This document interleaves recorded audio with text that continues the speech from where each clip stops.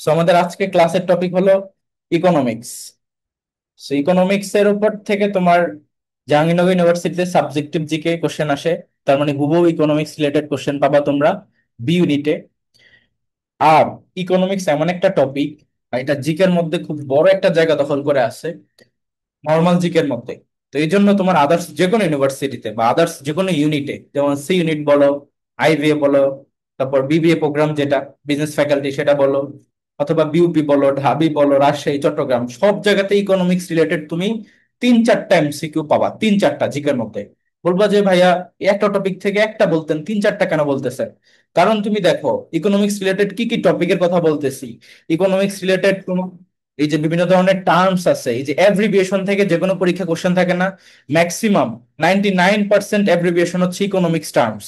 এই টার্মস গুলো টিচাররা কোশ্চেন দেওয়া হচ্ছে ইকোনমিক রিভিউ থেকে। মনে রাখবা, কোনো টিচার কিন্তু কোনো বই দেখে জিকে কোশ্চেন করে না। যদি ভাবো বাজার থেকে তিনি একটা বই নিয়ে তোমাদের জন্য পরীক্ষা কোশ্চেন করতেছে, নো। প্রত্যেকটা টিচার তাদের অনার্স লেভেলের স্টুডেন্টদেরকে ইকোনমিক রিভিউ পড়ায়, নো ম্যাটার সে যেই ডিপার্টমেন্টে পড়ুক না কেন। ইকোনমিক রিভিউ সবারই জানা উচিত। তো সেইখানে তোমার এই যে অ্যাব্রিভিয়েশন গুলো সব লিস্ট আকারে দেওয়া আছে, এ থেকে জেড পর্যন্ত। ওইখান থেকে টিচাররা দেয় সিলেক্টিভলি। এন্ড দেন তোমার আরেকটা টপিক যেমন ইকোনমিক রিভিউ, যেটা বললাম, সেইটার বাংলা মানেটা কি? অর্থনৈতিক সমীক্ষা।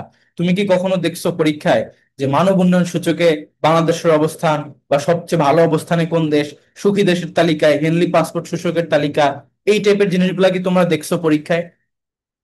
রেসপন্স করো। হ্যাঁ ভাইয়া, হ্যাঁ দেখছি। ভাইয়া দেখছি। এটাও কিন্তু হ্যাঁ ডিরেক্টলি। ভাইয়া। তার মানে বুঝতেই পারতেছো, দুইটা এমসিকিউর কথা বললাম। এছাড়া ইকোনমিক্স এর মধ্যে কিন্তু অনেকগুলা বেসিক টপিক আছে। যেমন ধরো বাজেট, বাজেট থেকে পরীক্ষা কোশ্চেন থাকে না ডিরেক্টলি, তার মানে এটা ইকোনমিক্স রিলেটেড কোশ্চেন। প্রতিবারই দেখবা একটা টপিক থেকে কোশ্চেন আসে, আগে আসতো না বাট ইদানিং কালে খুব বেশি আসে, যে সাধারণ মানুষের করের পরিমাণ কত। ঠিক আছে, যেমন তুমি কত টাকার মালিক হলে তোমাকে কর দিতে হবে। এই যে তোমাদের একজনকে জিজ্ঞেস করি এখানে, আচ্ছা শিফা বলো তো, তুমি কত টাকার মালিক হলে কর দিতে হবে? বলতে পারবা? না ভাইয়া।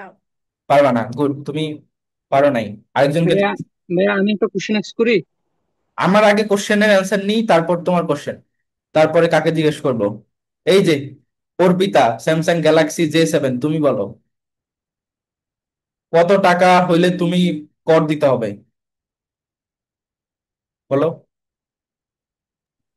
ভাইয়া 5,000-এর উপরে কিংবা 1,000।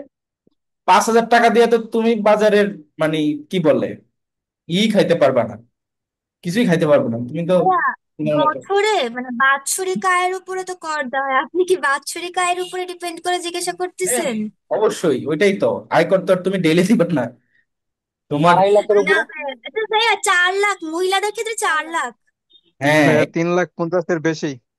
মানে সুন্দর। আর মহিলাদের ক্ষেত্রে 4 লাখ, আর নর্মাল মানুষের ক্ষেত্রে তোমার হচ্ছে 3.5 লক্ষ টাকা। আর যারা হচ্ছে তোমার এই যে তোমার প্রতিবন্ধী, তাদের ক্ষেত্রে হচ্ছে 4,75,000-এর মতো। আর যারা মুক্তিযোদ্ধা তাদের 5 লাখ টাকা। আর যারা হচ্ছে তোমার জুলাই আন্দোলনের মুক্তিযোদ্ধা যাদেরকে বলা যায়, তাদের হচ্ছে 5,25,000 টাকা। মানে এত টাকা হলে তারপর সে ট্যাক্স বা কর দিবে, তার এছাড়া সে দিতে হবে না। ঠিক আছে, তো এটা হচ্ছে মিনিমাম থ্রেশহোল্ড। এটা থেকে প্রতি বছর কোশ্চেন আসে না, বলো। হ্যাঁ ভাইয়া। এটাও ইকোনমিক্স এর টপিক। তারপর ধরো বিভিন্ন ধরনের টার্ম আছে, যেমন তোমার বেইল আউট থেকে কোশ্চেন আসছিল, এটা কি বিউপিতে আসছিল বা ঢাবিতে আসছিল? বেইল আউট কিসের সাথে সম্পর্কিত, বা বেইল আউট কি? ওটা তো ঢাবি ভাইয়া অর্থনীতির খুবই। সাথে সম্পর্কিত। ওটা রাজশাহী ইউনিভার্সিটিতে আইবিএতে হ্যাঁ, আসছিল। রাজশাহীতে আসছিল, রাইট। তার মানে বুঝতেই পারতেছো ইকোনমিক্স থেকে কিন্তু তোমার নট অনলি জাহাঙ্গীরনগর ইউনিভার্সিটি, সকল ইউনিভার্সিটিতেই তুমি কোশ্চেন পাবা। আর এই জন্য ইকোনমিক্স অনেক বেশি ইম্পর্টেন্ট। আচ্ছা, তো এই কথাগুলো কেন বললাম? তোমাদেরকে জাস্ট বোঝানোর জন্য যে ইকোনমিক্স কেন ইম্পর্টেন্ট, এবং আজকে ক্লাসে আমরা প্রত্যেকটা খুঁটিনাটি জিনিস পড়াবো, A to Z সবকিছুই কভার করবো। এখন কে যেন কোশ্চেন করতে চাইছিলা, বলো। ভাইয়া, ট্যাক্স তো প্রাপ্তবয়স্ক হওয়ার আগে মানে দেওয়ার কোনো ইয়া নাই, তাই না? আরে প্রাপ্তবয়স্ক হইলেই তো দিবা, কারণ এখন তো আর তোমার ইনকাম করার মানে হয় নাই, তুমি তো এখনো? না ভাই, অনেকে করে না, ছোটখাটো বিজনেসের থেকে ওদের অনেক বড় বিজনেস হয়ে যায়, তখন তো ওদের মানে মাসিক ইনকাম তো না, থেকে তোমার যায়। 18 বছর হতে হবে, অ্যাটলিস্ট 18 বছর। তুমি যতক্ষণ পর্যন্ত বাংলাদেশের ভোটার না হয়েছো ততক্ষণ পর্যন্ত এগুলো কনসিডারেশনে নিবা না। আর তারপর যদি তোমার ইয়ে হয় তখন গিয়ে হিসাব হবে। আচ্ছা, আজকে একটা ছেলে কোশ্চেন করতে চাইছিলা, বলো। ভাইয়া আমি অর্থনীতি নিয়ে কোশ্চেন করতে চাইছিলাম, যে বললাম আমি এই পার্টটা পড়ছি, কিন্তু এখানে যে কোশ্চেন গুলো আসে সব আপডেট লেভেলের, হ্যাঁ, তো মানে কি, আপডেট। আপডেট আসুক ব্যাকডেট আসুক সবই পড়তে হবে তোমাকে। আর ইনফ্যাক্ট তুমি যদি সবই না ভাইয়া, যেখানে আপনি যে সিলেক্টে বের করছেন না ওইটাই আমার কাছে আছে সেম, কিন্তু এখানে যা আছে কোশ্চেন সলভ করলে দেখা যায় এগুলো আসে না, মানে যা আমাদের জানার বাইরে তা আসে। আমি এটা জানতে চাচ্ছি যে এই জন্য তো আমি তোমাকে তো পড়ানোর মধ্যে দেখবা, আমি যখন কোন একটা কনসেপ্ট পড়াই সেটা আশপাশে অনেক ইনফরমেশন এক্সট্রা দেই, দেই কিনা? বইতে তো তোমার সবকিছু জি না। ভাইয়া। আমি আমার মাথায় তো ওই জিনিসগুলো আসে যে কোন কোন জায়গা থেকে কোশ্চেন আসতে পারে। এই বইতে দেখবা আমি যে এখানে টপিক গুলো বললাম এগুলো তো নাই, কিন্তু এই জিনিসগুলো পড়তে হবে। আর এট এ টাইম এই বইটার পাশাপাশি আমি তোমাদেরকে নোটগুলো বলবো। তো যাদেরকে বলছি যে নোটটা আমাকে দিবা, তারা হচ্ছে এই ক্লাসের কন্টেন্ট আমি যেখানে যেখানে মার্ক করব সেগুলা, এবং আমি যেগুলো মুখে বলবো সেগুলা একটা জিনিসই ওই নোটের মধ্যে ইনক্লুড করবা। কথা বুঝে গেছে? তাহলে আর কোনো কিছু মিস হবে না। এখন চলে আসো অর্থনীতি। প্রথমেই কথা যেটা, যে অর্থনীতি কি, হোয়াট ইজ ইকোনমিক্স। সো অর্থনীতি বা ইকোনমিক্স হচ্ছে তোমার, এটা একটা সায়েন্স, যেটাকে তুমি বলতে পারো যে ইকোনমিক্স ইজ এ সায়েন্স যেটা ডিলস উইথ স্ক্যারসিটি। স্ক্যারসিটি কথাটার বাংলা অর্থ হচ্ছে তোমার অভাব বা ঘাটতি, প্রাপ্যতা। মূলত কাজ করে ইকোনমিক্স। কেননা আমাদের পৃথিবীতে আমাদের যে চাহিদা সেটা কিন্তু অসীম, কিন্তু যে কোনো রিসোর্স বা সম্পদ সেটা কিন্তু সীমিত। যেমন ধরো, তুমি চাও তুমি তোমার লাইফে একটা বাড়ি করবা, একটা গাড়ি করবা, একটার জায়গায় অনেকে 5টাও চাইতে পারো, 5টার জায়গায় 10টাও চাইতে পারো। তার মানে তোমার চাহিদার কোনো শেষ নাই, কিন্তু তোমার সামর্থ্য তো থাকা লাগবে, তোমার কাছে তো ওই পরিমাণ টাকা থাকতে হবে। তার মানে আমাদের চাহিদা অসীম, কিন্তু আমাদের রিসোর্স বা অ্যাবিলিটি বা যেটা বলো সেটা হচ্ছে তোমার লিমিটেড। তো এই পরিস্থিতিতে আমাদেরকে এখন ডিসিশন মেক করতে হবে, যে ডিসিশনটা হবে তোমার সব থেকে বেস্ট, যে আমার এই পরিমাণ রিসোর্স আছে, আমার অ্যাবিলিটি এই, so what can I do with this limited resources. তো ওই জায়গাতে ইকোনমিক্স তোমাকে ডিসিশন মেকিং এ হেল্প করে, এবং ওইখান থেকে মূলত ইকোনমিক্স এর ধারণাটা শুরু, যে এই লিমিটেড রিসোর্সকে আমরা কিভাবে বেস্ট অ্যালোকেট করতে পারি। ওকে, এখন শুরুর দিকে দেখো এখানে অর্থনীতির মৌলিক কিছু টপিক আছে, মৌলিক ধারণা: ব্যাংক ব্যবস্থা, চাহিদা যোগান, অর্থনৈতিক ব্যবস্থা যেমন ধনতান্ত্রিক, তারপরে তোমার ইসলামিক অর্থ ব্যবস্থা, পুঁজিবাদী যেটা ধনতান্ত্রিক বললাম, সমাজতান্ত্রিক, মিশ্র, এগুলো পড়বো আমরা। ব্যাংকিং ব্যবস্থা সম্পর্কে একটু পড়বো, মুদ্রা বা মুদ্রাস্ফীতি সম্পর্কে পড়বো, তারপরে সরকারের আয়ের উৎস বা বাজেট ওটা সম্পর্কে পড়তে হবে। এরপর বাংলাদেশের বিভিন্ন সম্পদ, তারপর এখানে কিছু কনসেপ্ট আছে যেমন তোমার ধরো এসডিজি, এমডিজি, তারপরে বাংলাদেশের বিভিন্ন প্রেক্ষিত পরিকল্পনা যেমন ধরো ডেল্টা প্ল্যান, তারপরে ভিশন 2041 এরকম, তারপর ধরো এই যে অ্যাব্রিভিয়েশন গুলা, এন্ড দেন আদার্স কিছু টপিক। তো প্রতিটাই কিন্তু ইম্পর্টেন্ট। আমরা শুরুতে হচ্ছে ইকোনমিক্স এর বেস। পুঁজিবাজার কি? কি? পুঁজিবাজার, উপরে লেখা পুঁজিবাজার, এই সবকিছু জিনিসটা কি? ঠিক আছে, ক্রমান্বয়ে সব আসবে। ওকে, এখন দেখো অর্থনৈতিক সংজ্ঞা। প্রথমেই দেখো ইকোনমিক্স শব্দটা আসছে মূলত অইকোনমিয়া নামক একটা গ্রিক শব্দ থেকে। এখন অইকোনমিয়া মানেটা কি?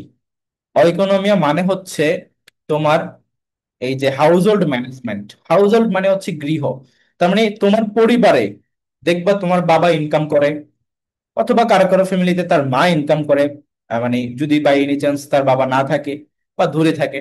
তো ধরো ওই পরিস্থিতিতে সে কিন্তু তার পুরো মাসের খরচটা নিয়ে সে আগে থেকেই ই করতে হয়, যে আমার এই মাসে আমার মেয়ের জন্য এই খরচ, আমার ছেলের জন্য এই খরচ, খাবার দাবার বাবদ এই খরচ, ঔষধ বাবদ এই খরচ, আর আমার আলটিমেটলি ইনকাম হচ্ছে এত টাকা। সো তাকে কিন্তু সবকিছুই ভেবে চিন্তে খরচ করতে হয়। সে চাইলেই প্রথম দিনে গিয়েই শপিং টপিং করে 10,000 টাকা খরচ করে আসতে পারে না, কারণ তার মাথায় এই জিনিসগুলো ঘুরে। তো এই যে হাউস হোল্ড ম্যানেজমেন্ট, এইখানেই মূলত ইকোনমিক্স আছে, যেটা থেকে মূলত ইকোনমিক্স এর উদ্ভব, যে অইকোনমিয়া বা হাউস হোল্ড ম্যানেজমেন্ট, এখান থেকে তোমার ইকোনমিক্স এর উৎপত্তি। এখন বলবা যে তাহলে ফর্মালি শুরু হয়েছে কবে থেকে? ফর্মালি শুরু হয়েছে তোমার এই যে 1776 থেকে আমি এই যে এই জিনিসটা মার্ক করব, 1776 থেকে তোমার একটা বিখ্যাত গ্রন্থ প্রকাশ করা হয় যেটার নাম হচ্ছে ওয়েলথ অফ নেশন, এবং এই বইটা প্রকাশ করেন কে? সেটা প্রকাশ করেন হচ্ছে অ্যাডাম স্মিথ। ওকে, অ্যাডাম স্মিথ। তার একটা বই প্রকাশ হয় 1776 সালে, বইটার নাম হচ্ছে ওয়েলথ অফ নেশন। এটা মনে রাখবা, পরীক্ষা অনেক সময় ডিরেক্টলি কোশ্চেন আসে যে ওয়েলথ অফ নেশন বইটা কি লিখছে আর এটা কত সালে লিখছে। এখন প্রশ্ন করতে পারো যে ভাইয়া, এটা থেকে মূলত তিনি এই বইটা কেন লিখছে আর এই বইটা থেকে কেন ইকোনমিক্সের সূচনা আসছে। দেখো, আগে যখন ব্রিটিশ কলোনিটা ছিল, ইনফ্যাক্ট আমাদের ভারতীয় উপমহাদেশ, বাংলাদেশ, পাকিস্তান, ভারত, এই সবকিছুই তো আগে ব্রিটিশ কলোনিভুক্ত ছিল না?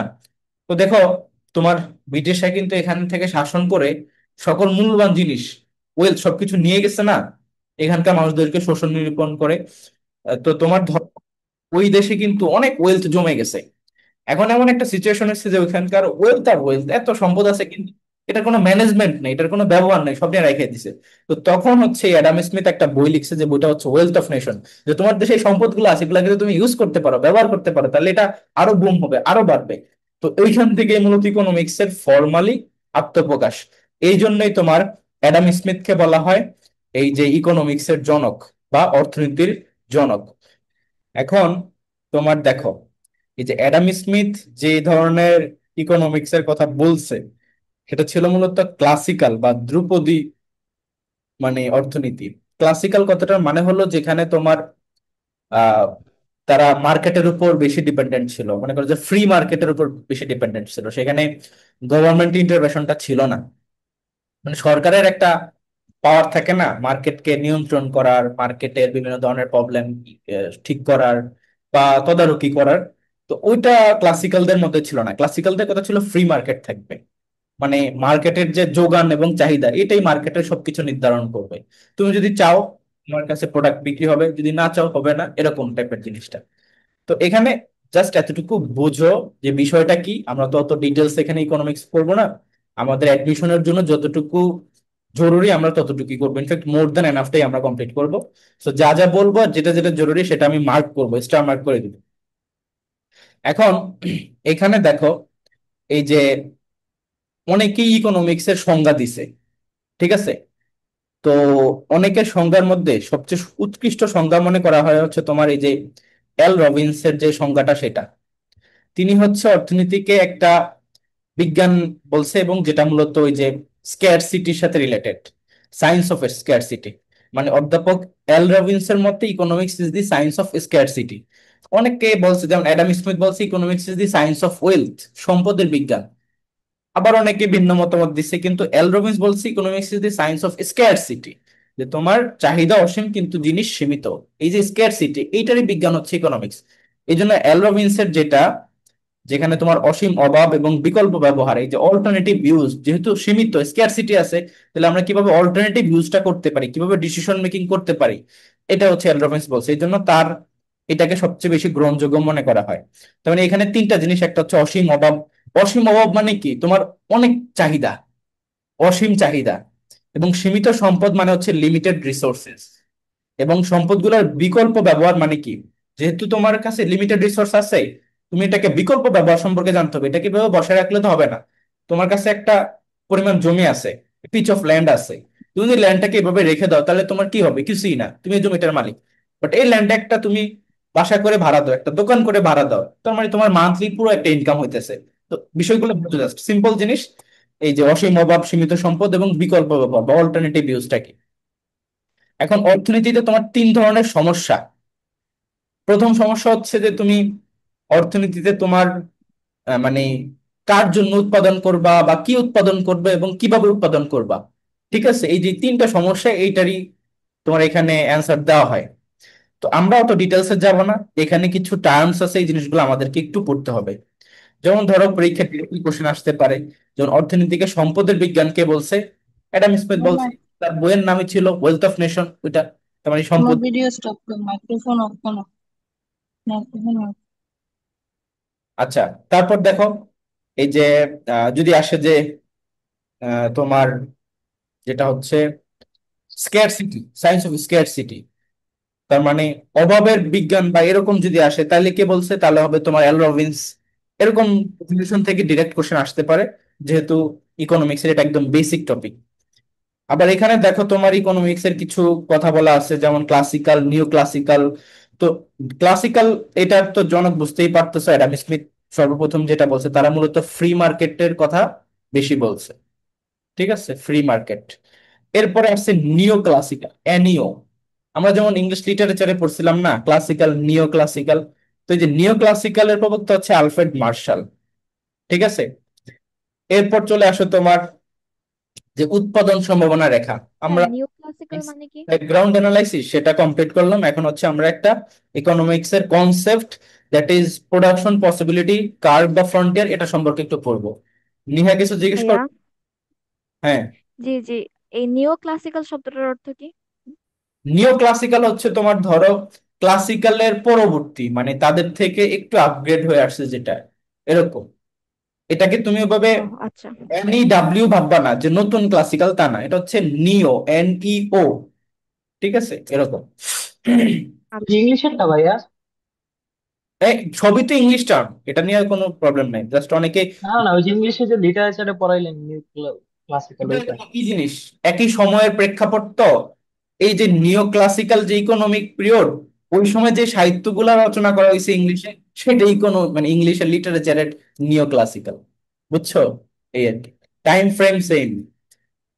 আচ্ছা, এখন যেটা বললাম যে আমরা হচ্ছে একটা কনসেপ্ট সম্পর্কে পড়বো, যেটা হচ্ছে উৎপাদন সম্ভাবনা রেখা বা প্রোডাকশন পসিবিলিটি কার্ভ বা ফ্রন্টিয়ার। এটা থেকে কয়েকটা জিনিস সম্পর্কে বোঝা যায়। একটা হচ্ছে অপর্যাপ্ত, এটা কি, আর একটা হচ্ছে অদক্ষ, এটা কি, আর একটা হচ্ছে ধরো তোমার একদম ইফিশিয়েন্ট যেটা, সেটা, এরকম জিনিসটা। তো আমরা এটাকে একটু গ্রাফিক্যালি বুঝবো, তাহলে ইজি, খুবই সিম্পল জিনিস, বাচ্চা কাচ্চারও। পিপিসি আর পিপিএস কি সেম? হ্যাঁ, কি কি, হ্যাঁ সেম, কার্ভ আর ফ্রন্টের একই জিনিস। ঠিক আছে, তো ধরো এটা হচ্ছে এক্স অক্ষ বরাবর, এটা হচ্ছে ওয়াই অক্ষ বরাবর। তো এখানে আমি এক্স অক্ষ বরাবর নিব হচ্ছে তোমার, ধরো একটা গুডস যেটা হতে পারে হেলথ। ঠিক আছে, আমরা এই পাশে নিলাম হেলথ। আর ওয়াই অক্ষ বরাবর ধরো আরেকটা গুডস বা আরেকটা সার্ভিস নিলাম, যেটা হচ্ছে তোমার ধরো এডুকেশন। ঠিক আছে, এখন প্রোডাকশন পসিবিলিটি কার্ভ বা ফ্রন্টিয়ারটা হচ্ছে অনেকটা এরকম হয়। তো এখানে এই যে কার্ভের উপরে কিছু বিন্দু যদি আমি নেই, এটা একটা পয়েন্ট, এটা একটা পয়েন্ট, এটা একটা পয়েন্ট, এগুলা কার্ভের ঠিক উপরে, একদম ঠিক কার্ভের উপরেই। আবার একটা পয়েন্ট ধরলাম কার্ভের বাহিরে, আবার একটা পয়েন্ট ধরলাম ধরো কার্ভের ভিতরে। তো এইটাই হচ্ছে যে ফিগারটা আমি এখানে ড্র করলাম, এটাই হচ্ছে প্রোডাকশন পসিবিলিটি কার্ভ বা ফ্রন্টের একদম ইকোনমিক্স এর বেসিক একটা জিনিস। এখানে দুইটা জিনিস উৎপাদন হচ্ছে, একটা হচ্ছে হেলথ সার্ভিস আর একটা হচ্ছে এডুকেশন। এখন প্রোডাকশন পসিবিলিটি কার্ভের উপরের প্রত্যেকটা বিন্দু, এক্সাক্ট উপরে, যেমন ধরো এ, বি, সি, প্রত্যেকটা বিন্দু হচ্ছে ইফিশিয়েন্ট। ইফিশিয়েন্ট কথাটার মানে কি? ইফিশিয়েন্ট কথাটার মানে হলো যে এগুলা সবগুলাই তুমি তোমার সম্পদের সবচেয়ে মানে সর্বোচ্চ ব্যবহারটা করছো, ম্যাক্সিমাম তুমি ইউজ করছো, তোমার আর কোনো ব্যবহার। কি নাই। ধরো তোমার হেলথের জন্য কিছু সম্পদ ছিল, এডুকেশনের জন্য কিছু সম্পদ ছিল, তোমার এ পয়েন্টটাই হেলথের জন্য এই পরিমাণ, মানে এডুকেশনের জন্য এই পরিমাণ, হেলথের জন্য এই পরিমাণ অ্যামাউন্ট তোমার খরচ হয়ে গেল, কোনো কিছু অবশিষ্ট নাই। বিতে দেখো হেলথের জন্য এতটুকু, এডুকেশনের জন্য এতটুকু, সিতে দেখো এতটুকু এতটুকু, কিন্তু তোমার কোনো কিছু অবশিষ্ট নাই, মানে অপচয় হইতেছে না, এই জন্য এটা ইফিশিয়েন্ট। কিন্তু দেখো এই যে তোমার ডি পয়েন্ট যেটা, সেটা দেখো একদম কার্ভের বাহিরে। অপর্যাপ্ত। এবার মেহরিন মিউট। আচ্ছা, এই যে ডি পয়েন্ট যেটা, এইটা হচ্ছে তোমার এমন একটা পয়েন্ট যে পরিমাণ তোমার কাছে সম্পত্তি নাই, যে পরিমাণ তোমার কাছে রিসোর্সই নাই, তাহলে এটা কি তুমি উৎপাদন করতে পারবা? বলো। না, না। অসম্ভব। না। না এটা ভাইয়া। হচ্ছে তোমার জন্য আনঅ্যাটেইনেবল, আনঅ্যাটেইনেবল। ঠিক আছে, আচ্ছা। আর এই যে ভিতরে একটা পয়েন্ট দিলাম না, যেমন ধরো এটার ভিতরে, এটাকে ধরো দিলাম হচ্ছে ই পয়েন্ট। ই পয়েন্টে যদি তুমি উৎপাদন করো, তার মানে হেলথ অতটুকু, এডুকেশন অতটুকু, কিন্তু তোমার কাছে দেখো রিসোর্স আরো অনেক বাকি আছে, মানে তুমি কার পর্যন্ত আসতে আসতে পারতা, তাহলে অনেক কিছু তোমার অপচয় হইতেছে না? এই জন্য এটা হচ্ছে তোমার কি হবে, এটাকে বলা হবে ইংরেজিতে যে ইনএফিশিয়েন্ট। ঠিক আছে, ইনএফিশিয়েন্ট বলতে পারো, ইনএফিশিয়েন্ট। তো বাংলাতে এই জিনিসটাকে এখানে ব্যাখ্যা করছে যে পিপিএফ এর ভেতরে যদি উৎপাদন করো, যেমন ইনএফিশিয়েন্ট, এটা হচ্ছে অপর্যাপ্ত। ঠিক আছে, আর বাহিরে যদি উৎপাদন করো, ধরো ডি পয়েন্ট, এটা অদক্ষ, তুমি পারবাই না, তোমার দক্ষতাই নেই ওই পর্যন্ত, অ্যাবিলিটি নেই, এটা হচ্ছে আনঅ্যাটেইনেবল। বা আনঅ্যাভেলেবেল এরকম। এখন ডি পয়েন্টে তুমি যেতে পারবা, কখন যেতে পারবা? যদি ধরো তোমার টেকনোলজিক্যাল আপগ্রেড ঘটে, যদি ধরো তুমি অনেক বেশি মানে ইনকাম করো, যদি ধরো তোমার আহ, দেশের উন্নতি হয়, তখন তো এটা সময় সাপেক্ষ। তুমি আস্তে ধীরে এইরকম ভাবে তুমি ডিতেও আসতে পারবা, সমস্যা নেই, কিন্তু তখন তোমার ওই দেশের সম্পদ বাড়তে হবে, টেকনোলজিক্যাল অ্যাডভান্সমেন্ট করতে হবে, তখন গিয়ে যেতে পারবা। বাট এখন এই পরিস্থিতিতে পারবা না, সম্ভবই না। এখন এখানে দেখো তোমার যে তুমি এখানে হেলথ উৎপাদন করতেছো, এইখানে এডুকেশন উৎপাদন করতেছো। তুমি যদি এই পয়েন্টে থাকো, ধরো আমি এই যে একটা বড় পয়েন্ট নিলাম একদম এই পয়েন্টে দেখো শুধুমাত্র হেলথ আছে, এডুকেশন কি একটু আছে? এডুকেশন পাইতে গেলে তোমাকে এদিকে আসতে হবে, হেলথ পাইতে গেলে তোমাকে এদিকে যেতে হবে। তো এই পয়েন্টে যদি থাকো, সেখানে হেলথ ম্যাক্সিমাম পুরোটাই আছে, কিন্তু এডুকেশন কি আছে বলো তো? নাই না। ভাইয়া। তো তোমার দেশের মানুষজনকে তুমি প্রচুর চিকিৎসা সেবা দিছো, কেউ শিক্ষিতই হইলো না, তাহলে লাভ হবে এটা দেশের জন্য? না। আবার দেখো তুমি যদি এই পয়েন্টে থাকো, দেখো শুধু তোমার এডুকেশনই আছে, হেলথ আর একটুও নাই, তাহলে সেটাও লাগবে, তার মানে তোমার দুইটাই লাগবে। তাহলে বেস্ট পয়েন্ট হচ্ছে বি, যেখানে হেলথও আছে এডুকেশনও আছে, দুইটাই আছে। ঠিক আছে? তো এই যে একটা ডিসিশন নিলা, চয়েস, তো এইটা হচ্ছে কি তোমার এই যে পিপিসি বা পিপিএফ থেকে তুমি ডিসিশন মেক করতে পারো, চয়েস তৈরি করতে পারো, এবং একটা ট্রেড অফ থাকে যে এইটা না এইটা, ওইটা না এইটা। তো এই জিনিসটা হচ্ছে তোমার ইকোনমিক্স এর এই কনসেপ্টটা দিয়ে বিভিন্ন টাইপের জিনিস আমরা কনসেপ্ট গুলো সম্পর্কে ধারণা পাই। ক্লিয়ার এই জিনিসটা? জি ভাইয়া। ভাইয়া। এখন নেক্সট চলে আসো, যে এখানে কিছু টপিক এটা রিলেটেড বলা আছে, বাট আমরা এগুলো অতটা গুরুত্ব দিয়ে পড়বো না। আমরা হচ্ছে এখন এই টপিক চলে আসবো, সেটা হলো তোমার এই যে আনুষ্ঠানিক ও আইনগত কাঠামোর মাধ্যমে অর্থনৈতিক কর্মকাণ্ড পরিচালিত হলে তাকে অর্থনৈতিক ব্যবস্থা বলা হয়। এরকম different types of economic system আছে। একটা হচ্ছে তোমার পুঁজিবাদ, যেটা হচ্ছে ধনতন্ত্র বলা হয় অনেকে এটাকে। এবং পুঁজিবাদের মূল উদ্দেশ্যটা মনে রাখবা, এটা হচ্ছে মুনাফা অর্জন বা প্রফিট ম্যাক্সিমাইজেশন। ঠিক আছে? প্রফিট আর্ন করা, এবং এখানে ব্যক্তি মালিকানা থাকে। এই দুইটা জিনিস মনে রাখবা, যেখানে ব্যক্তি মালিকানা থাকে, ব্যক্তি মালিকানা থাকে, প্রফিট আর্ন করার জন্য এদের সবার উদ্দেশ্য, এবং ব্যক্তি মালিকানা থাকে। আর নিচে চলে আসো, তোমার সমাজতান্ত্রিক অর্থ ব্যবস্থা, এইটার ভিতরে এইখানে তোমার ব্যক্তি মালিকানা থাকে না, এখানে রাষ্ট্রই সবকিছু নিয়ন্ত্রণ করে, ম্যাক্সিমাম সবকিছু। তো সমাজতন্ত্র এবং পুঁজিবাদের মধ্যে মেইন ডিফারেন্স কোথায়? যে একটাতে ব্যক্তি মালিকানা থাকে, আর একটাতে রাষ্ট্র মালিকানা হয়, রাষ্ট্র মালিক হয়। ঠিক আছে? রাষ্ট্র মালিক হয় সবকিছুর। যেমন ধরো এটার একটা গুড এক্সাম্পল হতে পারে তোমার ওয়েলফেয়ার স্টেট গুলা, ওয়েলফেয়ার স্টেটস গুলা। একটা ওয়েলফেয়ার স্টেটের নাম বলো তো, যে কোনো welfare state. Denmark. Denmark, right, Denmark হইতে পারে, সুইডেন হইতে পারে, আইসল্যান্ড। এই যে নতুন একজন জয়েন করছো, Vivo V2507, Vivo phone use করতেছো তুমি, কাইন্ডলি, আচ্ছা আমি করে দিচ্ছি। ওকে, তোমার নাম কি? একটু আনমিউট করে বলতে পারো?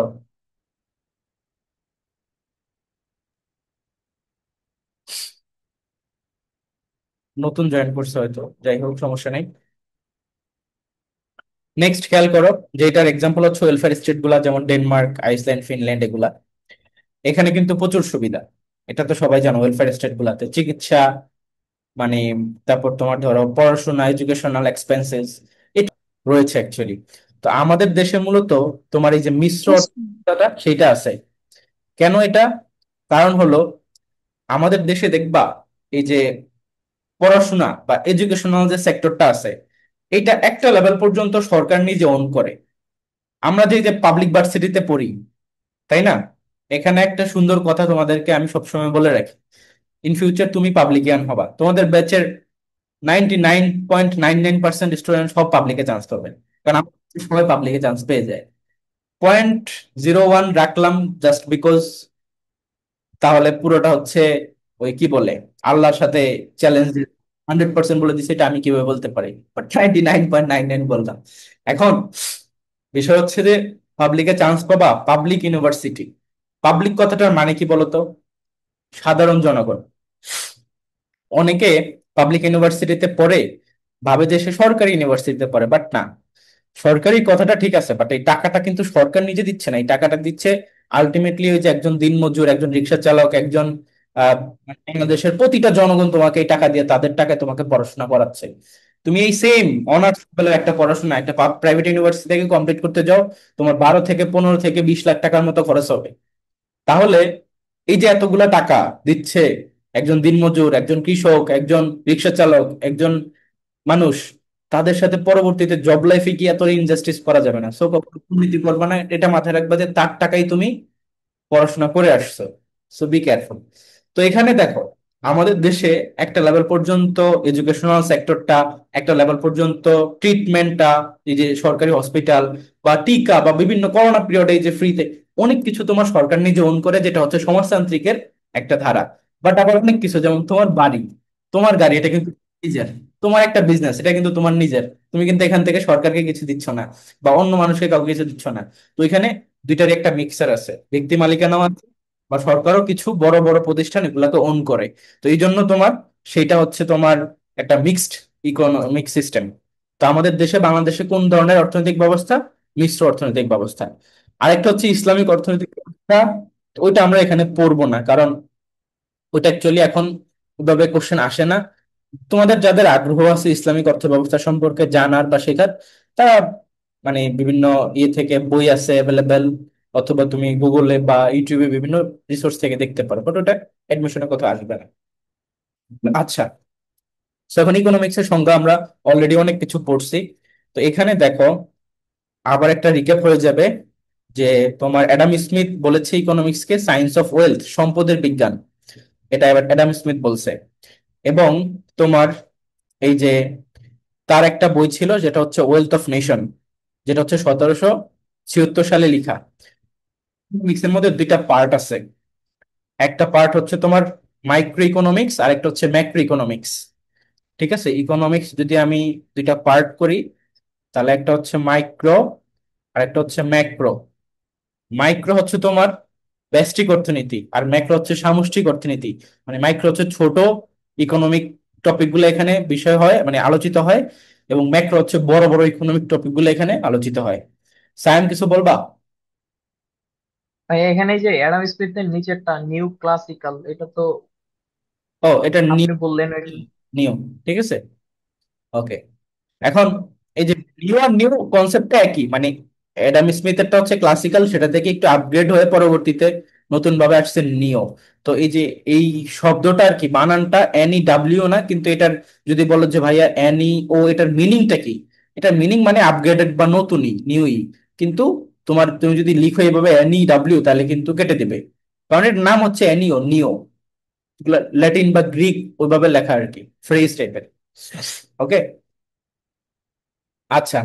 এখন যেটা বললাম যে মাইক্রো ইকোনমিক্স, তো মেইনলি অ্যাডাম স্মিথের যেই কনসেপ্ট গুলো ছিল সেগুলো মূলত মাইক্রোই ছিল। ম্যাক্রো বা সামষ্টিক যে ইকোনমিক্স এর কথা বা অর্থনীতির কথা, যেটা বড় সড়ো, সেইটা নিয়ে মূলত শুরুই কথা বলছে হচ্ছে জন মেইনার্ড কেইনিস। এনি কেন এই জিনিসটা বলছি, কেন এটা প্রয়োজন পড়ছে? মাইক্রো যেটা বা অ্যাডাম স্মিথ যেটা বলছে, যে তার যে একটা বই ওয়েলথ অফ নেশন, সেটার প্রেক্ষাপটটা কি ছিল? শুরুতেই বলছি, কি ছিল বলো তো? সে বইটা কোন প্রেক্ষাপটে লিখছো, ওয়েলথ অফ নেশন? দেখি মনে আছে কিনা। ব্রিটিশ, বলো। হুম, ভুলে গেছো? ভাইয়া সম্পদের যথাযথ ব্যবহার না, সম্পর্কে। না, মানে এই যে ওয়েলথ অফ নেশন যে 1776 সালে যে বইটা লিখছে অ্যাডাম স্মিথ, কোন প্রেক্ষাপটে লিখছে? ব্রিটিশ শাসন, ভুলে গেছো? ও ভাইয়া, আমি বলি, হ্যাঁ, বলো, সেটা বললে হবে। ওরা যখন শাসন করতো ওরা এ দেশের থেকে সম্পদ হ্যাঁ, নিয়ে নিয়ে ওদের দেশে জমা করতো। ওইটা আর ওদের তখন সম্পদের ভান্ডার এত বেশি হয়ে যায় যে ওটা যথাযথ ব্যবহার করা হচ্ছিল না। হ্যাঁ, হ্যাঁ, রাইট। তার মানে অ্যাডাম স্মিথের প্রেক্ষাপটটা ছিল সেটা। জন মেনার্ড আবির্ভূত হয়েছে মূলত মেনলি 1929 এর দিকে। এই সময় কি ঘটছিল, কেউ বলতে পারবা যে 1929 সালে কি ঘটনা ঘটছে?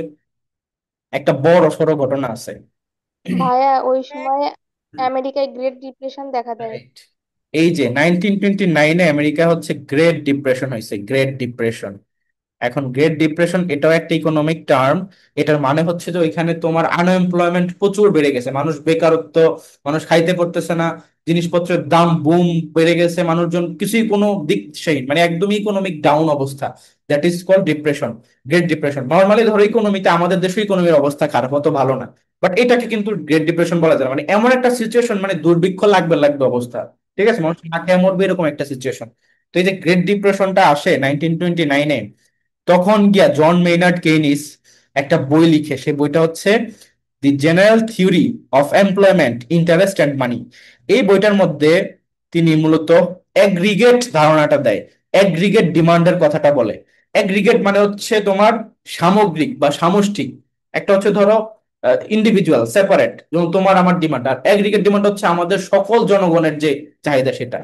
তো এই জন মেনার্ড কেনিস এই বইটাতে এমন ভাবে কথা বলছে যে এগ্রিগেট ডিমান্ডটাকে যদি আমি বাড়াইতে পারি তাহলে ইকোনমি আবার বুম করবে। তিনি সকল মানুষ, মানে তার এই ধারণাটা ফলো করে ওই গভর্নমেন্ট তখন প্রত্যেকটা মানুষের কাছে প্রচুর টাকা দিয়ে দিছে। গভর্নমেন্ট চাইলে টাকা ছাপাইতে পারে, তাই না? তো প্রচুর পরিমাণে টাকা দিয়ে দিছে। এটা দেওয়ার ফলে যেটা হইছে, যে সকল মানুষগুলা স্বাভাবিকভাবে একটা অভাব দেখে গেছে, না খাইতে পারতেছে না, না কিছু করতে পারতেছে না, কাজ নাই, খাওয়া দাওয়া নাই, তারা, তাদের কাছে তুমি যদি হঠাৎ করে টাকা দাও, তারা কি ওই টাকাটা অপচয় করে ফেলবে, নাকি সেই টাকাটাকে তারা আসলে মর্ম বুঝে কাজে লাগানোর চেষ্টা করবে? কোনটা করবে বলো? কাজে লাগানোর চেষ্টা কাজে করবে। কাজে লাগানোর চেষ্টা তারা অলরেডি ভুক্তভোগী, তারা তাদের দেয়ালে পিঠ একবার ঠিকে গেছে।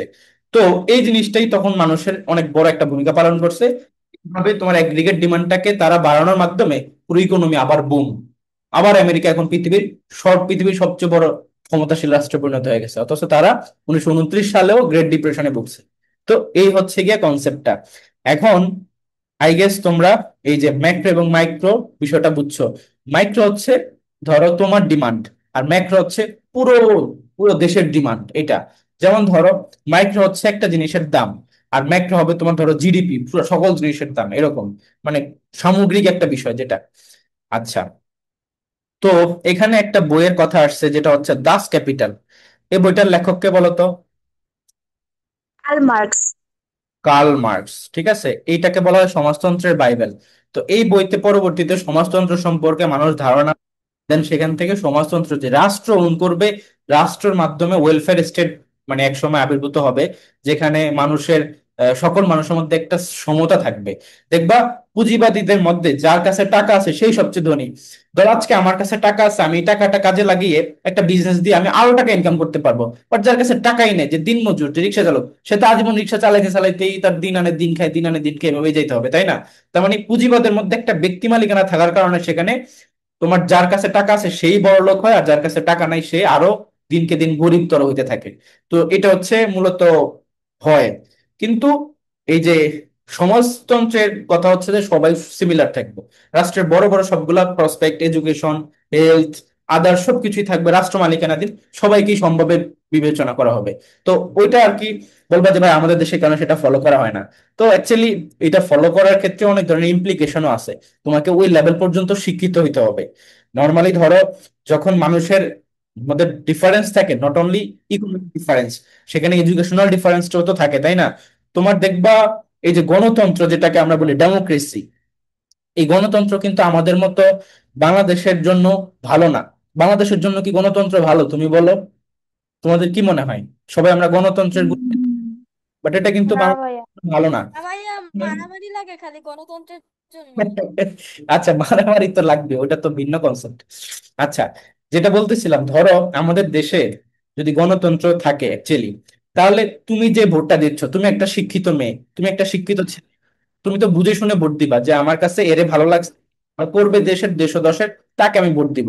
বাট এরকম অনেকেই আছে যে আরে এর কাছে আইছে, এর সাথে দেখছে, এর নেতা ছিল, এ একটু মানে তোমার ওই মানে ভন্ড, কিন্তু ওরে একটু হেল্প করছে, সেই হিসাবে ওরে ভোট দিয়ে দিছে।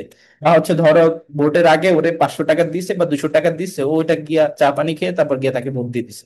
তাহলে দেখো এই দেশের যে ভোটটা, সে ভোটটা তো গণতান্ত্রিক ওয়েতে যাকে নির্বাচন করা হচ্ছে সেটা ফেয়ারলি হচ্ছে না। তোমাকে মানে সেকেন্ডের মধ্যে মানুষজনকে কিনে ফেলা যাচ্ছে টাকা দিয়ে, আর তার ভোটকে কিনে ফেলাচ্ছে, মানুষজন জাস্ট করতেছে না। তো এখানে তো গণতন্ত্র ওইভাবে কাজ করবে না।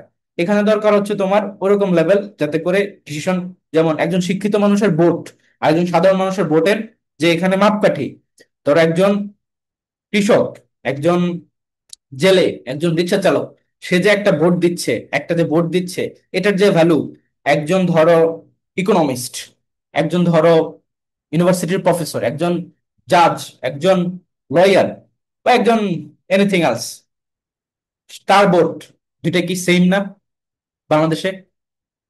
কোনো ব্যবধান হ্যাঁ আছে? ভাইয়া। হ্যাঁ তো হ্যাঁ ভাইয়া। কিন্তু রিয়েলিটিতে দেখো, তার যে প্রজ্ঞা, তার যে আন্ডারস্ট্যান্ডিং এর লেভেল আর ওই লোকের লেভেল কি এক? তাহলে কেন এটা এক হবে তার ভোটার?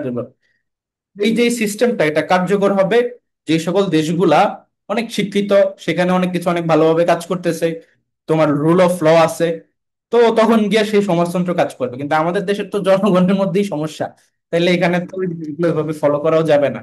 দেখা যাবে যে এখানে ওয়েলফেয়ার স্টেট ফলো করতে আসছি, যে তোমার সরকারের দিলাম হচ্ছে এই যে চিকিৎসা, শিক্ষা, এটার দায়িত্ব, সরকার নিজে খেয়ে দেই বিদেশে চলে গেল, তাহলে কেমনে হবে আর? তো এটা তো অ্যাকচুয়ালি এখানে কাজ করবে না, হচ্ছে এটা। আচ্ছা, এখন এই টপিক গেল, নেক্সট চলে আসো অর্থনীতির মৌলিক ধারণা। এখানে জিডিপি, জিডিপি জিনিসটা কি এটা আমরা বুঝবো। পরীক্ষা অনেক সময় জিডিপির ফুল ফর্মটা ডিরেক্টলি আসে, তো জিডিপির ফুল ফর্মটা মনে রাখবে, এটা হচ্ছে gross domestic product. Gross domestic product, domestic কথাটার মানে হচ্ছে তোমার টেরিটরির ভিতরে, তোমার ডোমেস্টিক এরিয়ার মধ্যে। আর জিএনপি, এটা হচ্ছে গ্রস ন্যাশনাল প্রোডাক্ট, মানে জাতীয়। জাতীয় মানে হচ্ছে ন্যাশনাল, নেশন মানে হচ্ছে কি, যদি বলি যে নেশন তার মানে হচ্ছে জাতি, ঠিক আছে? তো ন্যাশনাল মানে হচ্ছে জাতি থেকে আসছে, তার মানে মানুষের সাথে রিলেটেড। আর ডোমেস্টিক এটা হচ্ছে এরিয়ার সাথে রিলেটেড। তো জিডিপি হচ্ছে তোমার দেশের যে ভূখণ্ড আছে, বাংলাদেশের আয়তন কত? 1,47,000, 1,47,570। 610 ধর বা আপডেট। তো এই যে এরিয়ার মধ্যে যে যে উৎপাদনগুলো হচ্ছে, যে যে প্রোডাক্ট গুলো উৎপাদন হচ্ছে, তার যে দাম বা ভ্যালু, সেটা হচ্ছে জিডিপি। কথা বুঝছো? আর জিএনপি হলো এই দেশের মানুষজন যা ইনকাম করতেছে, সেটা হচ্ছে জিএনপি। ওইটা কিন্তু এরিয়া ওয়াইজ না। তো ধরো বাংলাদেশের মধ্যে এই যে আরএমজি সেক্টর বা রেডিমেড গার্মেন্ট যেটা আছে, এখানে বিদেশি অনেক কোম্পানি আছে না, তারা তো উৎপাদন করতেছে বাংলাদেশের মধ্যে এসে, সেটা কি জিডিপির মধ্যে পড়বে নাকি জিএনপির পড়বে? ওটার মালিক তো চায়না বা ধর অন্য দেশ, ইউরোপের কান্ট্রি। ভাইয়া ওটা জিডিপির ভিতর পড়বে। ওইটা হচ্ছে জিডিপির মধ্যে পড়বে, কারণ আমাদের দেশের ভূখণ্ডের মধ্যে হচ্ছে। আবার ধরো বাংলাদেশের অনেকে আছে না রেমিটেন্স যোদ্ধা, সৌদিতে, তারপর ইটালিতে, কুয়েত, মানে এই যে কান্ট্রি গুলাতে যারা প্রবাসী, তাদের যে রেমিটেন্স, সেটাকে জিডিপির মধ্যে পড়বে না জিএনপির মধ্যে পড়বে? বিএনপির মধ্যে। জিএনপির মধ্যে পড়বো। সো আই গেস এটার কনসেপ্টটা তোমাদের ক্লিয়ার। এখন চলে আসো এখানে আরেকটা টপিক, দ্যাট ইজ কর বা ভ্যাট। তো প্রত্যক্ষ কর এই জিনিসটা মানে কি? প্রত্যক্ষ কর এবং পরোক্ষ কর, এই দুটো জিনিস আমরা বুঝবো। আই গেস এটা সম্পর্কে পরেও আছে, পরেও কোথাও না কোথাও দেখছিলাম আছে। তো আমরা এখানে জাস্ট বেসিক একটা জিনিস বলি। প্রত্যক্ষ কর মানে হচ্ছে যে, যে করটা তুমি নিজে দেখে শুনে বুঝে দিচ্ছ, দেখে শুনে বুঝে দিচ্ছ। আবারও বলতেছি, কারণ কি, পরোক্ষ কর হচ্ছে যেটা আমরা না বুঝে দিয়ে দিচ্ছি। এই যে ধরো, আমার তো গলায় কাশ, বুঝতেছো, কাশির মধ্যে ক্লাস নিতেছি, এই যে সিরাপটা কিনলাম, দেখা যাচ্ছে, এটার নাম হচ্ছে ডিবাস, ঠিক আছে? এটার মধ্যে কিন্তু ভ্যাট আছে। এই যে করটা আমি দিছি, এটা কি আমি জানি যে এটার মধ্যে আমি ভ্যাট দিছি? এটা কি আমার জানা আছে? না। বলো। আমি তো দাম, এটার দাম বললো যে টাকা না 70 টাকা, দিয়ে দিছি, কিনে নিয়ে আসছি, বাট ওটার মধ্যে ভ্যাট ইনক্লুডেড ছিল, কিন্তু সেটা আমার জানা না, আমি না জেনে দিয়ে দিছি, যে ভ্যাটের পরিমাণ কত তাও জানি না, কিন্তু দিছি আমি। এটা কি তাহলে প্রত্যক্ষ কর হবে? হবে না, এটা পরোক্ষ কর। পরোক্ষ কর। পরোক্ষ কর। কিন্তু ধরো, যেটা তোমাদেরকে শুরুতে যখন জিজ্ঞেস করলাম যে তোমার ইনকাম যখন করবা ফিউচারে, তখন যে ভ্যাট দিতে হবে, মানে আয় কর যেটা দেয়, ইনকাম ট্যাক্স, সেটা কি কর? সেটা হচ্ছে প্রত্যক্ষ কর, কারণ সেটা তুমি বুঝে না পকেটে কয় টাকা আছে, এই জন্য কয় টাকা দেয়া লাগতেছে, ঠিক আছে? ওইটা হচ্ছে প্রত্যক্ষ কর। আচ্ছা, স্যাম, তোমার কোশ্চেনের অ্যান্সার পাইছো? আচ্ছা, যাই হোক, জি ভাইয়া। এরপর ভাইয়া, দেখ। আপনি যেখানে বললেন যে কর আর ভ্যাট, কর আর ভ্যাট আলাদা না? কর না, একই জিনিস, ঠিক আছে, একই জিনিস। ভাইয়া ট্যাক্স না, আর এখানে তো ভ্যাটের আবার মধ্যে কয়েকটা পার্থক্যটা ভ্যাট আর কি? কর আলাদা দেয়।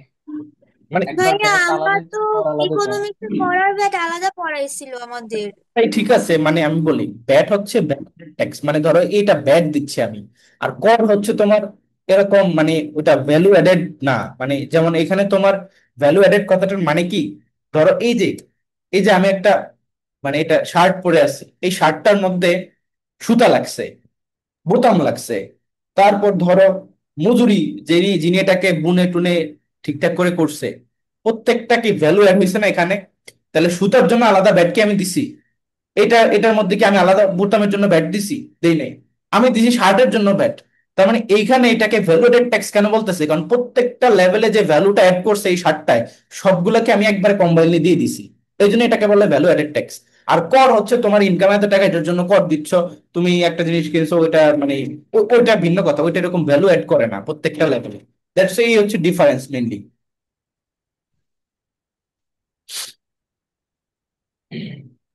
ভাইয়া আসল কথা হচ্ছে দুইটাই কর, কিন্তু একটা সরাসরি দেওয়া হচ্ছে যেটা প্রত্যক্ষ কর, আর একটা সরাসরি দেওয়া হচ্ছে না যেটা পরোক্ষ কর।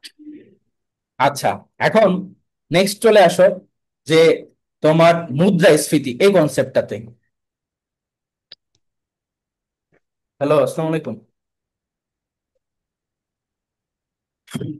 ভালো আছেন? হ্যাঁ, আছি মোটামুটি, আলহামদুলিল্লাহ। আমি তো ক্লাস নিতেছিলাম। ঠিক আছে, ওকে। তো দেখো, মুদ্রাস্ফীতি যে কথাটা, এটা হচ্ছে ইংরেজিতে বলা হয় ইনফ্লেশন। ঠিক আছে। এটাকে যদি আমি তোমাদেরকে বোঝানোর জন্য বলি, তাহলে ধরো মানে পকেট ভর্তি টাকা নিয়ে ব্যাগ ভর্তি বাজার করা হতো, এখন ব্যাগ ভর্তি টাকা নিয়ে পকেট ভর্তি বাজার করা হয়। ইটস লাইক ধরো একটা, এই যে আমার এই যে ফোনটা, এই ফোনটার দাম কত?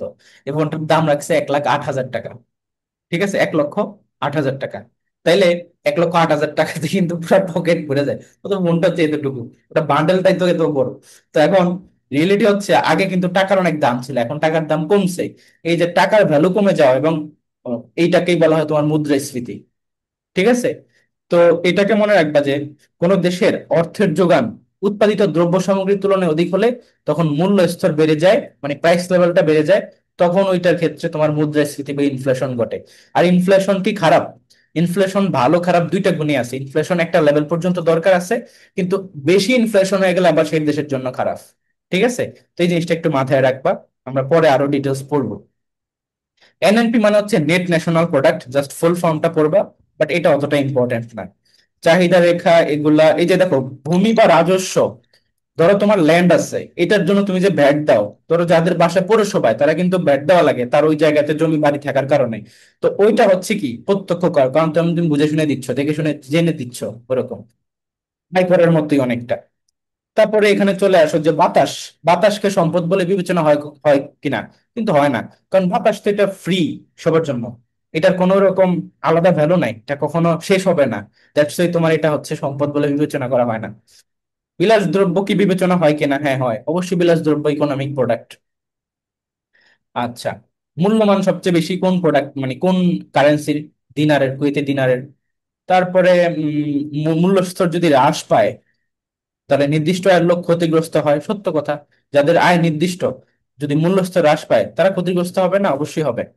আচ্ছা, এখন চলে আসুন নেক্সট। এখানে কিছু টপিক আছে এরকম, আমরা সবগুলা পড়বো না, যেটা যেটা প্রয়োজন সেটা পড়বো। যেমন ধরো, খাদ্যদ্রব্য বিবেচিত হয় কি না?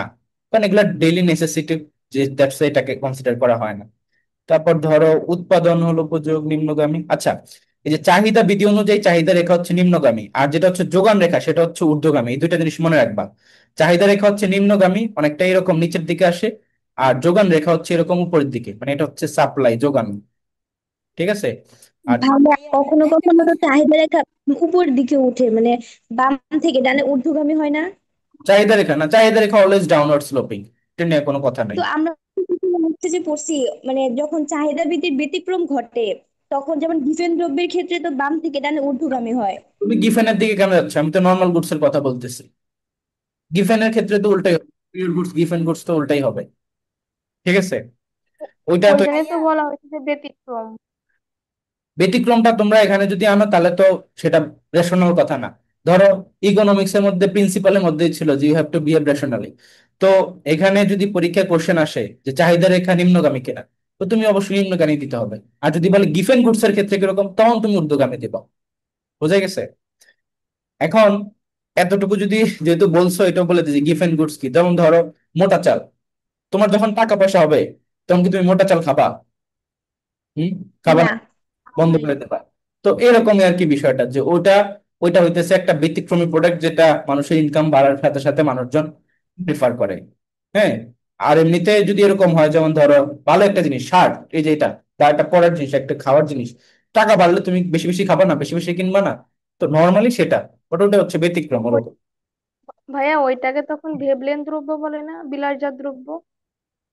আরে আবার বিলাস দ্রব্যের দিকে কেন যাচ্ছে? ওইটা আরেকটা কনসেপ্ট। এসি বিলাসবহুল দ্রব্য তো এসি। দ্রব্যের ক্ষেত্রে হচ্ছে তোমার যদি টাকা পয়সা বেশি হয় তুমি বেশি কিনবা, আর গিফেন হচ্ছে উল্টা, কম কিনবা। ঠিক আছে, দুইটা ভিন্ন জিনিস। যাক, তোমরা এখানে একটা কথা বলে রাখি, যারা ইকোনমিক্স এর স্টুডেন্ট আছো, যারা আর্টস এর স্টুডেন্ট, তোমরা ইকোনমিক্স এর সবকিছুই জানো, বাট এত কিছু এখানে লাগবে না। ঠিক আছে। আমি ইকোনমিক্স এর এমন এমন কনসেপ্ট এখানে পড়াইতে পারি যেটা তোমার 14 গোষ্ঠীও বুঝে না। ওইটা তো আমি এখানে ওদেরকে পড়ায় লাভ নেই। আমার অ্যাডমিশনের জন্য যেটা মেইনলি জরুরি সেটা বলবো। সো আননেসেসারি কোশ্চেন করবে না। এখন দেখো, তোমার নেক্সট যেটা, যে দামের উপর বিক্রেতার নিয়ন্ত্রণ থাকলে তাকে বলা হয় একচেটিয়া বাজার। এটা মনে রাখবা, এই জিনিসটা। তারপরে এই যে বাজেটের মধ্যে দুইটা জিনিস, একটা হচ্ছে উদ্বৃত্ত বাজেট আর একটা হচ্ছে ঘাটতি বাজেট। তো ঘাটতি বাজেট সম্পর্কে এখানে হয়তো পরে বলছে। উদ্বৃত্ত বাজেট হচ্ছে যেখানে তোমার মানে কি বলে, ঘাটতি বাজেটটা আমরা বেশি মনোযোগ দিব, কারণ আমাদের দেশে যদি বলি যে বাজেট কি রকম, ঘাটতি বাজেট, কারণ আমাদের ব্যয় বেশি আয় কম। আর উদ্বৃত্ত মানে হচ্ছে আয় বেশি ব্যয় কম, এরকম।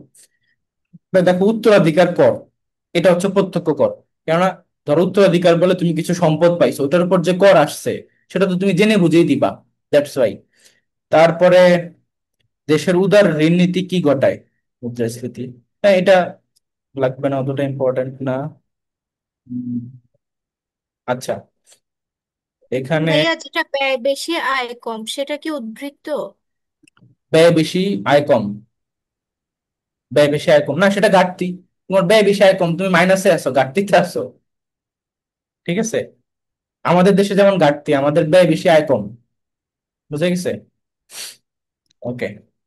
তারপরে চলে আসো, এই যে অর্থনীতির জনক, এখানে Adam Smith, Das Kapital, Karl মার্কসের বই, 1872 সালে লেখা হয়েছে এটা। প্রত্যক্ষ বিজ্ঞান, রবিনসের মতে, নিকোলাস আলফ্রেড মার্শাল, এল রবিনস, আধুনিক মতবাদ। আচ্ছা, এখানে যতটুকু বলছি ততটুকু পড়লে হবে, আর বাদ বাকি ইনফরমেশন স্কিপ করবা। ভাইয়া উপরের স্লাইডটা একটু আরেকবার দেখাবেন? হ্যাঁ। স্ক্রিনশট নিবা নাকি কোনো কোশ্চেন আছে? না ভাইয়া স্ক্রিনশট নিব। না, লাগবে না, আমি পিডিএফ দিব তোমাদেরকে, নো প্রবলেম। আচ্ছা, নেক্সট চলে আসো এই জায়গাটাতে, এই পেজটাতে। এখানে দেখো কিছু কনসেপ্টের কথা বলা আছে, যেমন দুষ্প্রাপ্যতা ও নির্বাচন। দুষ্প্রাপ্যতা মানে হলো স্ক্যারসিটি। ওকে। নির্বাচন মানে হলো তোমার চয়েস। তো চয়েস নির্বাচন আমরা অলরেডি ওই যে পিপিসি থেকে বুঝছি যে আমাদেরকে এডুকেশন এবং হেলথ দুইটাই লাগবে। আমাকে নির্বাচন করতে হবে যে আমি কোন পয়েন্টে করব বা কিভাবে কাজ করব। আর দুষ্প্রাপ্যতা মানে হচ্ছে তো তোমার ধরো আমার তো সবকিছু লিমিটেড, আমি চাইলেই দিতে যেতে পারবো না, এবিসি এর মধ্যেই থাকতে হবে, এরকম আর কি। আচ্ছা, তারপরে এখানে নেক্সট চলে আসো। আম, বাংলাদেশের উৎপাদন কৌশল হচ্ছে শ্রম নির্ভর, কারণ বাংলাদেশের লেবার অনেক বেশি, জনগণ অনেক। যে প্রকাশিত সালটা, ওই সালটা মনে হয় ভুল দেওয়া, ওটা 1867 হওয়ার কথা। আচ্ছা, এটা Sure না। এটা এটা নট দ্যাট ইম্পর্টেন্ট, এটা স্কিপ করতে পারো, আমি তো এটাকে এটা না, এটা ভুল। ঠিক আছে, আমি মার্ক করছি অর্থনীতির জনককে, এটা এমনিতেই বললাম। এটা জীবনে পরীক্ষা আসবে না যে এই বই কবে লেখা হয়েছে, অতটা ইম্পর্টেন্ট না। আসবে হচ্ছে ওয়েলথ অফ নেশন, এটা 1776, এবং হচ্ছে যদি আসে ডেট, তাহলে হচ্ছে গ্রেট ডিপ্রেশন, এটা আসতে পারে 1929 সাল, সেটা। তারপর চলে আসো এখানে, যে অপরচুনিটি কস্ট, এই টপিকটি একটু বুঝতে হবে। অপরচুনিটি কস্ট হচ্ছে তোমার এমন একটা কনসেপ্ট, যেমন ধরো আমি যে তোমাদেরকে এখানে পড়াচ্ছি, এটা একটা অপরচুনিটি কস্ট আছে। ধরো এই সময়টাতে আমি তো অন্য যে কোনো কাজ করতে পারতাম, আমার তো টাইমের একটা ভ্যালু আছে। আমি হয়তো রেস্ট নিতে পারতাম, আমি হয়তো নিজের পড়াশোনা করতে পারতাম, আমি হয়তো বা বাসায় কথা বলতে পারতাম। তো এইটাই হচ্ছে ধরো অপরচুনিটি কস্ট। আমি যদি এই কাজটা না করতাম, মানে তোমাদেরকে এখন যে পড়াচ্ছি এটা না করে সেকেন্ড বেস্ট অল্টারনেটিভ যেটা, মানে এটা না করলে কোনটা মানে করতাম, সেটা হবে গিয়ে তোমার অপরচুনিটি কস্ট। এখন অনেকগুলো কথা বললাম না, সবগুলা কিন্তু অপরচুনিটি কস্ট না। আমি এটা না করলে যেটা করতাম সেটা হচ্ছে অপরচুনিটি কস্ট, মানে সেকেন্ড অল্টারনেটিভ, সেকেন্ড বেস্ট যে অপশনটা সেটা, সেকেন্ড বেস্ট অল্টারনেটিভ। আর প্রতিটা কাজেরই অপরচুনিটি কস্ট থাকে, প্রতিটা ট্রানজেকশনের অপরচুনিটি কস্ট থাকে, এটা মাথায় রাখবা। আচ্ছা, এখন নেক্সট চলে আসো যে সমাজতন্ত্রের উত্থান হয় কোথায়, রাশিয়ায়, এটা মনে রাখবা। আর ক্যাপিটালিস্ট মানে হচ্ছে ধনতান্ত্রিক, আর সমাজতন্ত্র মানে হচ্ছে সোশ্যালিস্ট। ঠিক আছে, সোশ্যালিস্ট। তারপরে তোমার আর মাইক্রো, ক্ষুদ্র, ম্যাক্রো, এরকম, এটা আর লাগবে না এখান থেকে। এবার চলে আসো চাহিদার, এখানে কিছু মেইন কথা আছে। যেমন দেখো, মূল্যের সাথে চাহিদার সম্পর্ক বিপরীতমুখী। মানে মূল্য যদি বাড়ে, প্রাইস প্রাইস যদি বাড়ে, তাহলে চাহিদা, যেটাকে আমরা ধরো ডিমান্ড বলতে পারি, এটা হচ্ছে কমে। ঠিক আছে, আবার যদি মূল্য কমে যায় তখন চাহিদা বেড়ে যায়, ভাইস ভার্সা, একটা একটা। এখানে এই ইকোনমিক্স এর একটা ফ্রেজ আছে যেটাকে বলা হয় তোমার সেটেরাস প্যারিবাস, সিপি। এটার মানে হচ্ছে তোমার আদার্স থিংস রিমেইনিং কনস্ট্যান্ট। মানে আদার সবকিছু, আদার থিং রিমেইনিং কনস্ট্যান্ট।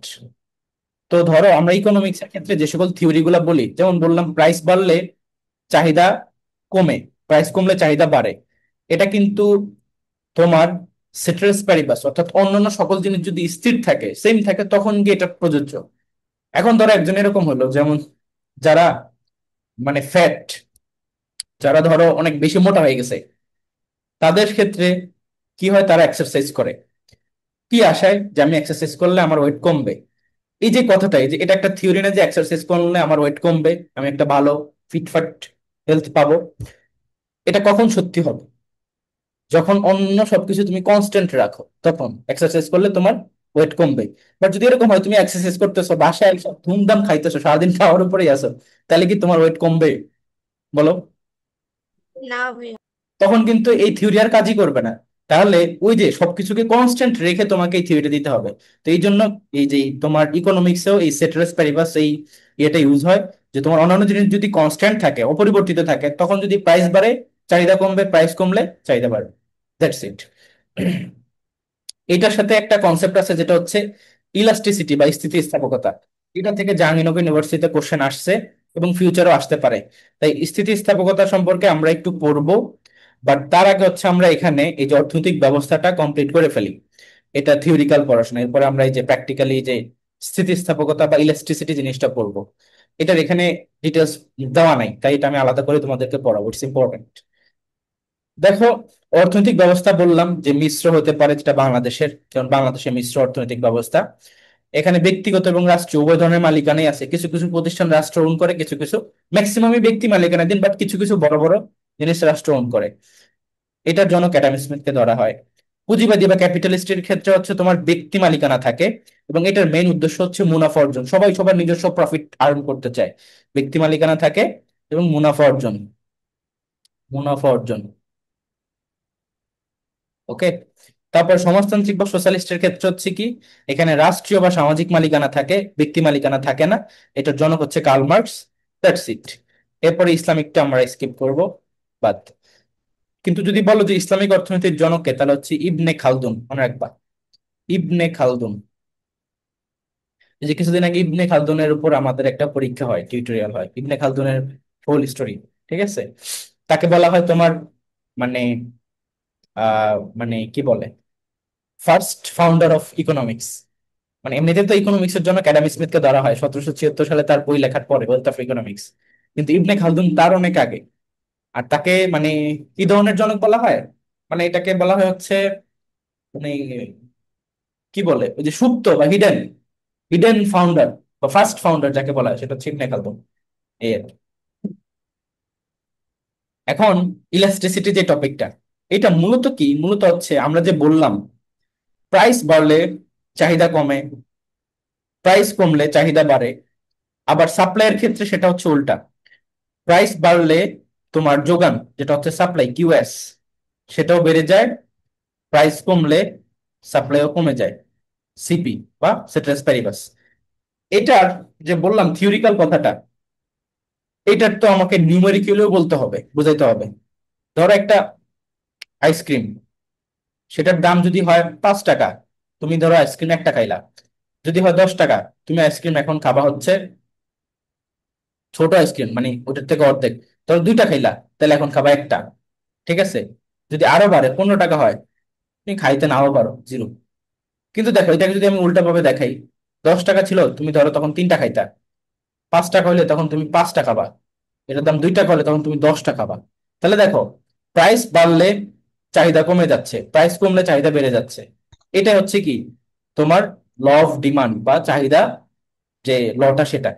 কিন্তু এইটার যে একটা পরিমাপ, কতটুকু চেঞ্জ হচ্ছে, এটাকে আমরা এই যে নিউমেরিক্যালি দেখলাম না, এই কতটুকু চেঞ্জ হবে না হবে এটার যে পার্সেন্টেজের যে হিসাবটা, সেটাই হচ্ছে তোমার এই যে ইলাস্টিসিটি দিয়ে হিসাব করা হয়। স্থিতিস্থাপকতা মানে হচ্ছে পার্সেন্টেজ, যে আমার প্রাইস এতটুকু পরিবর্তন হয়েছে, তাহলে আমার চাহিদা কত পার্সেন্ট চেঞ্জ হবে। প্রাইস এত পার্সেন্ট চেঞ্জ হয়েছে, তাহলে যোগান কতটুকু বাড়বে কমবে, এইটা মানে ম্যাথমেটিক্যাল যে হিসাব নিকাশটা, সেটা হয় স্থিতিস্থাপকতা দিয়ে। এখন আমাদের পরীক্ষাতে আর ম্যাথ আসবে না, পরীক্ষা আসবে স্থিতিস্থাপকতার সাথে রিলেট করে বিভিন্ন এক্সাম্পল। স্থিতিস্থাপকতার মান যদি 1-এর চেয়ে বেশি হয়, তখন সেটাকে স্থিতিস্থাপক বলা হয়। আর যদি 1-এর চেয়ে কম হয়, তাহলে সেটাকে অস্থিতিস্থাপক বলা হয়। আচ্ছা, এখন স্থিতিস্থাপক মানে কি? ইলাস্টিক। ইলাস্টিক জিনিস কি? ধরো এটারে এভাবে মুড়ে ছাড়লে এটা মানে কি বলবে, এটা বাইরে এরকম নড়বে, এটা হচ্ছে ইলাস্টিক। তার মানে এটা ফিক্সড না, এটা নড়বড়ে। এখন ধরো কোন কোন প্রোডাক্ট প্রাইস যদি চেঞ্জ হয়, সেটার চাহিদা চেঞ্জ হয়ে যায়। যেমন সাপোজ এই যে তোমার মোবাইল ফোনের দাম, ল্যাপটপের দাম, বা যেগুলো লাক্সারি প্রোডাক্ট, এটা যদি প্রাইস অনেক বেশি বাড়ে বা একটু বাড়ে, মানুষজন কি সেটা কিনতে চাইবে না? তার মানে তার যে চাহিদা সেটা কিন্তু নড়বড়ে হয়ে গেছে। আবার ধরো মেডিসিন, এই যে আমার এখন কাশ, আমার এইটাই খাওয়া লাগতেছে, এটার দাম ধরো 60 টাকা, যদি 70 টাকা হয়, আমি কি এটা না কিনে থাকতে পারবো? এটার চাহিদা কি পরিবর্তন হবে 70 টাকা হইলে? না না। ভাইয়া। না। তার মানে এটা হচ্ছে একদম স্টিল, এটা নড়বড়ে না, এটা নড়ে না। প্রাইস চেঞ্জ হলে এটা নড়ে না। ধরো না পা, তোমার জ্বর উঠছে, তুমি ওষুধ না কিনে থাকতে পারবা, না পার দাম 1 টাকা, এখন এগুলো ধরো 1.5 টাকা, তুমি তো জানো না, ঠিকই কিনবা। তো রিয়েলিটি হচ্ছে অস্থিতিস্থাপক কোনগুলা, যেগুলো হচ্ছে তোমার নেসেসিটি প্রোডাক্ট। আর যেগুলো তোমার লাক্সারি প্রোডাক্ট বা এরকম এরকম জিনিস, সেগুলো তোমার দাম পরিবর্তনের সাথে সাথে ফ্লেক্সিবল, সেটা পরিবর্তন হয়ে যায়। তো এই যে এক্সাম্পল থেকে তোমাদেরকে পরীক্ষা কোশ্চেন দিতে পারে যে নিচের কোনটি পূর্ণ স্থিতিস্থাপক। সেখানে অপশনের মধ্যে ধরো দিলাম, পূর্ণ স্থিতিস্থাপকের মধ্যে তোমার দিলাম হচ্ছে চাল, দিলাম হচ্ছে ডাল, দিলাম হচ্ছে ধরো, সরি চাল ডাল না, দিলাম হচ্ছে ধরো টিভি, দিলাম হচ্ছে ধরো ফ্রিজ, দিলাম হচ্ছে ধরো আইফোন, আরেকটা দিলাম ধরো ঔষধ। তাহলে পূর্ণ স্থিতিস্থাপক কি হবে? ওষুধ। ঔষধ। ঔষধ। ঔষধ। আচ্ছা, আর এই যে ধরো আইফোন, সেটা হয়ে যাবে কি? পূর্ণ স্থিতিস্থাপক, দাম বাড়লে আর কিনবো না, এত টাকা নেই। তো এই হচ্ছে কি স্থিতিস্থাপকতার সাথে রিলেট করে তোমাদেরকে প্র্যাকটিক্যালি এক্সাম্পল দিয়ে এমসিকিউ কোশ্চেন দিবে।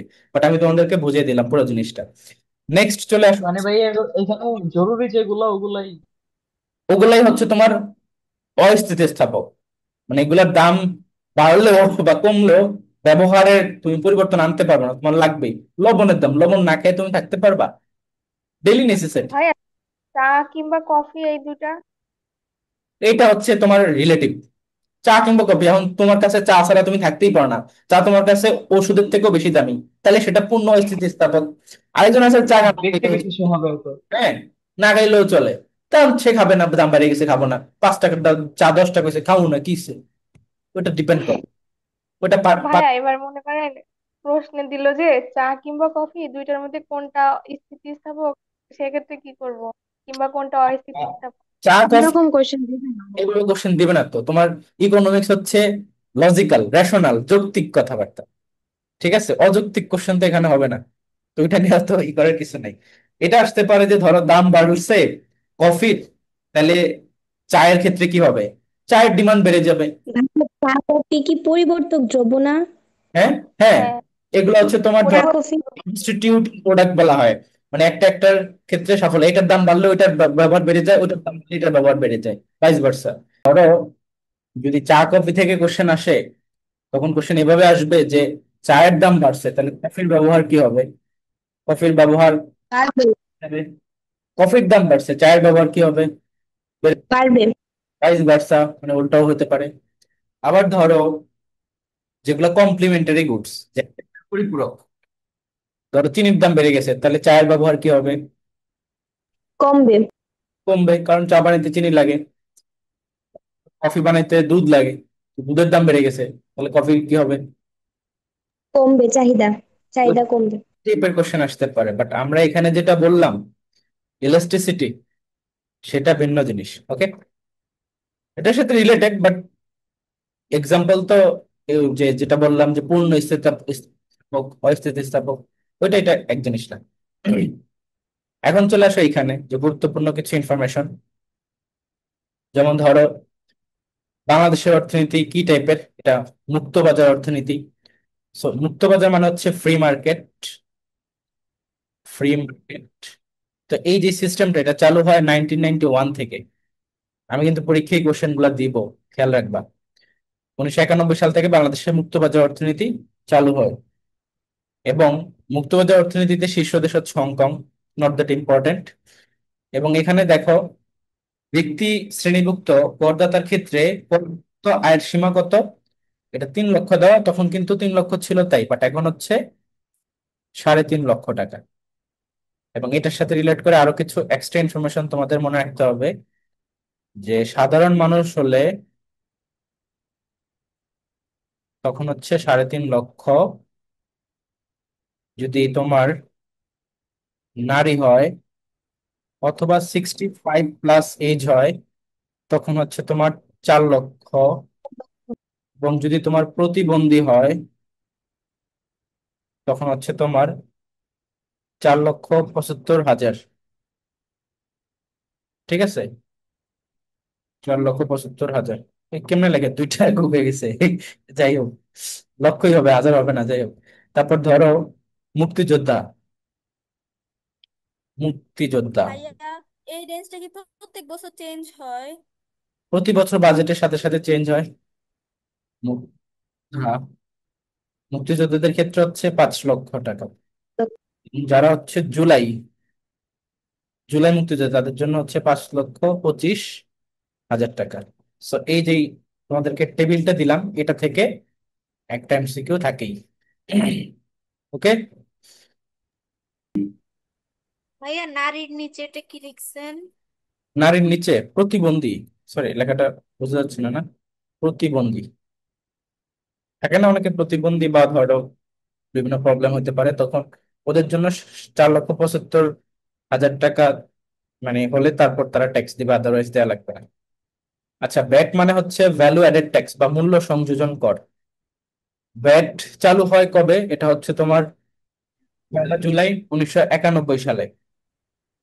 ঠিক আছে, এই যে 1991 1 জুলাই, এটা থেকে যদি বলো যে মুক্তবাজার অর্থনীতি সেম কিনা, সেম জিনিসই, ওই সময় একই সময় চালু হয়। তো পরীক্ষায় এটাও থাকতে পারে ওইটাও থাকতে পারে, দুইটাই তোমরা মনে রাখবে। সায়ান কি বলবো বলো? ভাইয়া, ভ্যাটের সাথে অর্থ বছরের কোনো সম্পর্ক আছে? হ্যাঁ, ভ্যাট হচ্ছে তোমার, মানে ভ্যাট হচ্ছে কি, ভ্যালু অ্যাডেড ট্যাক্স। এটা একটা অ্যামাউন্ট, প্রত্যেকটা জিনিসের উপরে ভ্যাট চার্জ করা হয়। আর অর্থ মানে হচ্ছে তোমার প্রতি বছরই যে বাজেট আসে একটা বছরের জন্য, সেইটা। তো বাংলাদেশের অর্থ বছর শুরু হয় কবে থেকে বলো? 1 জুলাই থেকে। জুন। এটা শুরু হয় হচ্ছে 1 জুলাই থেকে জুন। 30। পয়লা জুলাই জুলাই থেকে। থেকে। ঠিক আছে, তো এই যে হ্যাঁ। অর্থ বছর বা ফিসক্যাল ইয়ার, এই বছরের মধ্যে তোমার বাজেটটা শুরু হয়, বাজেটটা শেষ হয়ে যায়। তো তার সাথে সাথে টাকার তো পরিমাণ প্রতিবার একটু একটু করে ডিগ্রেড করে, তখন ভ্যাটও একটু একটু করে বাড়ে, বাট ওরকম ডিরেক্ট কোনো রিলেশন নাই। বুঝা গেছে? এই আর কি, এই অর্থ বছর বা ভাইয়া, আর কয়টা স্লাইড আছে? জি, আর কয়টা স্লাইড আছে? যতগুলাই আছে সবগুলাই শেষ করবো, সমস্যা নেই। তো দেখো, যে 1 জুলাই থেকে 30 জুন, এটা বিউপিতে আসছিল যে ফিসক্যাল ইয়ারের ডিউরেশনটা বা তোমার কত তারিখ থেকে কত তারিখ, এটা পরীক্ষা আসছিল। এটা মনে রাখবা, মুখস্থ করবা। আচ্ছা, তারপর দেখো এই যে বাংলাদেশ তোমার কত সালে, এই যে এখানে কি বলছে দারিদ্র মুক্ত ঘোষণা করা হয়, এটা ইম্পর্টেন্ট না, পরীক্ষা আসলে আপডেট আসবে যে বাংলাদেশ কবে কবে তোমার আহ নিম্ন আয়ের দেশ থেকে, মানে লিস্ট ডেভেলপড কান্ট্রি থেকে উত্তরণ হবে। বলতো কবে হবে? 2026 সালে 2026। এলডিসি থেকে 26 সাল। বের হয়ে আসবে। 30 নভেম্বর। আচ্ছা, আর অর্থনীতি বিষয়ক প্রাচীন একটা বই যেটা হচ্ছে তোমার অর্থশাস্ত্র, ভেরি ভেরি ইম্পর্টেন্ট, পরীক্ষায় ডিরেক্টলি আসে যে অর্থশাস্ত্রের লেখক কে। এটা হচ্ছে চাণক্য বা কৌটিল্য। সে কার ইয়ে ছিল, সবাই ছিল চন্দ্রগুপ্ত মৌর্য। তো মৌর্য। ঠিক আছে, মনে থাকে যেন, ভেরি ভেরি ইম্পর্টেন্ট। আর এখানে এগুলো লাগবে না। এখন চলে আসো ব্যাংকিং সিস্টেম। ব্যাংকিং সিস্টেমের মধ্যে বাংলাদেশের যেটা সেন্ট্রাল ব্যাংক, সেটা হচ্ছে বাংলাদেশ ব্যাংক। এবং তোমার এখানে একটা জিনিস মনে রাখবা যে নিকাশ ঘর মানে হচ্ছে এই সেন্ট্রাল ব্যাংককেই বোঝানো হয়, নিকাশ ঘর। পৃথিবীর প্রথম ব্যাংক হচ্ছে শান্সি ব্যাংক, এটা একটু মনে রাখতে পারো। আর ব্রিটেনের কেন্দ্রীয় ব্যাংকের নাম হচ্ছে ব্যাংক অফ ইংল্যান্ড। এখন নোট সম্পর্কে একটু জানতে হবে, যেটা হচ্ছে কারেন্সি। ওকে, টাকা, ডলার, এরকম। হ্যাঁ সাইম বলো। ভাইয়া বাংলাদেশ ব্যাংক তো সরাসরি কাস্টমারের সাথে লেনদেন করে না, যদি এই বিষয়ে কিছু মানে কোনো ব্যাংকের কথা বলে তাহলে কোন ব্যাংক বলা যাবে অর্থনৈতিক লেনদেনের বিষয়ে? বাণিজ্যিক ব্যাংক। কমার্শিয়াল ব্যাংক গুলো আছে না, সবগুলোই তো commercial bank, Uttara bank, Jamuna bank, Agrani, তারপরে না, সরকারি ভাবে কোনগুলা, মানে সোনালী ব্যাংক বা এরকম? সরকারি ব্যাংক তো আছে মেবি 4-5টা, সোনালী, অগ্রণী, রূপালী, জনতা, অগ্রণী, রূপালী। কয়টা ভাইয়া? 4-5টার মতো আছে মেবি, এক্সাক্ট মেবি 4টা, ভুলে গেছি। আর বাকিগুলো হচ্ছে তোমার কমার্শিয়াল ব্যাংক বা বাণিজ্যিক ব্যাংক। আর সেন্ট্রাল ব্যাংক হচ্ছে কেন্দ্রীয় ব্যাংক, যেটা বাংলাদেশ ব্যাংক। ওটা তো মানুষের সাথে লেনদেন করবে না, তুমি কি সেন্ট্রাল ব্যাংক থেকে টাকা ধার নিতে পারবা বা জমা রাখতে পারবা? ওটা তো না, বেসিক জিনিস। তোমাকে কমার্শিয়াল ব্যাংক থেকে নিতে হবে টাকা পয়সা, রাখতে। ছয়টা আছে ভাইয়া রাষ্ট্রায়ত্ত ব্যাংক। আচ্ছা 6টাও হতে পারে, এক্সাক্ট অ্যামাউন্ট এখন মনে নাই। যাই হোক, নেক্সট দেখো যে বাংলাদেশ ব্যাংকের কাজ কি। বাংলাদেশ ব্যাংকের কাজ হচ্ছে তোমার নোট ইস্যু করা, এবং এই যে ব্যাংক নোট যেগুলা, সেগুলাতে সাইন করা থাকে গভর্নরের। এখন ব্যাংক নোট কোনগুলা? 5, 10, 20, 50, 100, 200, 500, 1000, এগুলাকে বলা হয় ব্যাংক নোট। এরকম আছে 7টা। তাহলে 5 টাকারটা মেবি বাদ হবে, 5 টাকারটা ব্যাংক নোটের মধ্যে পড়ে না। ঠিক আছে, 5 টাকা তো সরকারি নোট। 10 থেকে শুরু করে 1000 পর্যন্ত 7টা হচ্ছে তোমার ব্যাংক নোট, এবং সরকারি নোট হচ্ছে এই যে 3টা, 1 টাকা, 2 টাকা এবং 5 টাকা। এগুলো মূলত কয়েন। কয়েন যেগুলো, সেগুলো হচ্ছে সরকারি নোট। আর যেগুলো নোট কাগজ, সেগুলো হচ্ছে ব্যাংক নোট, মনে রাখবা। ব্যাংক নোটে সাইন থাকে হচ্ছে কার? গভর্নরের। বাংলাদেশের বর্তমান গভর্নরের নাম কি? আহসান এইস মনসুর বয়াতি। বুঝছো? এগুলো তো পারো না, তোমরা পারো শুধু ইরিলেভেন্ট কোশ্চেন করতে। এখন দেখো সরকারি নোট, 1 টাকা, 2 টাকা এবং 5 টাকা। এটা হচ্ছে কি, যেহেতু সরকারি নোট তাই এখানে সাইনটা থাকবে সচিবের। অর্থ মন্ত্রণালয়ের যে সচিব, তার সাইন থাকবে। ওকে, আচ্ছা, এখান থেকে এতটুকু পড়লে হবে। আর এমনিতে কিছু ইনফরমেশন এরপরে আসবে, তাই এখন আর ডিসকাস করলাম না, একটু পরে এমনিতে আসবে সেগুলো। এই যে এগুলো হচ্ছে কমার্শিয়াল ব্যাংকের লিস্ট। কমার্শিয়াল এখানে আছে কিছু জিনিস, পাবো আমরা, সামনে হতে আছে। বিভিন্ন ব্যাংকের বর্তমান নাম, রাষ্ট্রায়ত্ত, বাণিজ্যিক ব্যাংক, এই যেগুলো আর কি। ওকে, এগুলো আগের, এখন বাড়তেও পারে, 4টা জায়গায় বাড়তেও পারে, নট দ্যাট ইম্পর্টেন্ট, অতটা ইম্পর্টেন্ট কিছু না। এখন দেখো, এখানে কিছু গুরুত্বপূর্ণ ইনফরমেশন আছে, যেমন তোমার ব্যাংক কথাটার মানে হচ্ছে নদীর তীর, বাট ওইটা তো হচ্ছে তীরের ব্যাংক। বাট এমনিতে আমরা যে ব্যাংক বলতেছি না, সেটা ক্ষেত্রে কিছু জিনিস মনে রাখবা, যে প্রথম দিকে কেন্দ্রীয় ব্যাংক ব্যাংক অফ ইংল্যান্ড। আর উপমহাদেশের প্রথম ব্যাংক হচ্ছে Hindustan bank, not that important, skip করবা। জাস্ট এই যে ইংল্যান্ডেরটা মনে রাখবা, কারণ এটা হচ্ছে পৃথিবীর প্রথম কেন্দ্রীয় ব্যাংক। আর সর্বপ্রথম ব্যাংক বললে সেটা হচ্ছে ব্যাংক অফ সানসি, এই যে বিশ্বের প্রথম ব্যাংক বললে এই দুইটা জিনিস মনে রাখবা, দ্যাটস ইট। এখানে দেখো পুরোটাকে লিস্ট করে দেওয়া আছে। সানসি ব্যাংক বিশ্বের সুপ্রাচীন ব্যাংক, আর তোমার ব্যাংক অফ ইংল্যান্ড হচ্ছে প্রথম কেন্দ্রীয় ব্যাংক। ওকে, আর প্রথম সরকারি ব্যাংক বললে হচ্ছে ব্যাংক অফ ভেনিস। নোট ইস্যুকারী ব্যাংক হচ্ছে ব্যাংক অফ সুইডেন। তো এত কিছু মনে রাখার দরকার নেই, যে এই 4টা মনে রাখতে পারো। আর যদি সবচেয়ে ইম্পর্টেন্ট বলো তাহলে এইটা, আর হচ্ছে এইটা। এখন চলে আসো নিচে, যে ওয়ার্ল্ড ব্যাংকের কথা যদি বলি, ওয়ার্ল্ড ব্যাংকের কয়েকটা শাখা আছে, 5টা অ্যাফিলিয়েট ডিভিশন আছে। ওয়ার্ল্ড ব্যাংক, আরেকটা হচ্ছে তোমার আইএমএফ। এই দুইটাই হচ্ছে বলা হয় ব্রেটেন উডস ইনস্টিটিউট, একটু লিখে দিচ্ছি, ব্রেটেন উডস ইনস্টিটিউট। পরীক্ষায় ডিরেক্টলি কোশ্চেন আসবে, নিচের কোনটি Bretton Woods institute? World bank option থাকলে সেটা উত্তর হবে, আইএমএফ থাকলে সেটা উত্তর হবে। এখন কাইন্ডলি কেউ জিজ্ঞেস করে না যে ভাই দুইটা অপশন থাকবে কিনা, জীবনও থাকবে না। দেখো, তোমার ব্রেটেন উড ইনস্টিটিউট কেন বলা হয়? কারণ হচ্ছে এই যে দুইটা জিনিস প্রতিষ্ঠা করা হয়েছে তোমার ব্রেটেন উডস কনফারেন্সের মাধ্যমে। ব্রেটেন উডস হচ্ছে একটা জায়গার নাম, সেখানে যে কনফারেন্সটা হয় সেটার মাধ্যমে, চুক্তির মাধ্যমে এটা প্রতিষ্ঠা করা হয়। তো এই ওয়ার্ল্ড ব্যাংকেরই কয়েকটা আবার অ্যাফিলিয়েট ডিভিশন আছে, একটা হচ্ছে আইবিআরডি, একটা IDA, IFC, ICSID and MIGA. প্রত্যেকটারই ফুল ফর্ম পড়বা, ফুল ফর্ম থেকে অ্যাডমিশন টেস্টে একটা কোশ্চেন থাকে। ঠিক আছে, আইবিআরডিটা ধরো যদি বলি, International Bank for Reconstruction and Development, IDA হচ্ছে ইন্টারন্যাশনাল ডেভেলপমেন্ট অ্যাসোসিয়েশন। ঠিক আছে, যেরকম আইএফএসআইডি, আইএফসি, মেগা সবগুলোই পড়তে হবে। মেগা হচ্ছে মাল্টিল্যাটারাল ইনভেস্টমেন্ট গ্যারান্টি এজেন্সি, একটা পড়তে হবে। তো আইবিআরডি কে বলা হয় তোমার হার্ড লোন উইন্ডো, মানে এটা থেকে লোন বের করা খুব টাফ, অনেকগুলো শর্ত লাগে। হ্যাঁ, অনেকগুলো শর্ত পূরণ করতে হয়, তোমাকে ইজিলি এখান থেকে লোন দেবে না। বাট আইডিএ, এটাকে বলা হয় soft loan window, soft loan window. পরীক্ষা এটা বেশি আসে আইডিএ থেকে, যে সফট লোন উইন্ডো কোনটাকে বলা হয়, কারণ বাংলাদেশ এই আইডিএ থেকে বেশি লোন পায়। বোঝা গেছে? মনে থাকে যেন। সেখানে যা যা বললাম এতটুকু ইনফরমেশন মাথায় রাখবা, দ্যাটস ইট।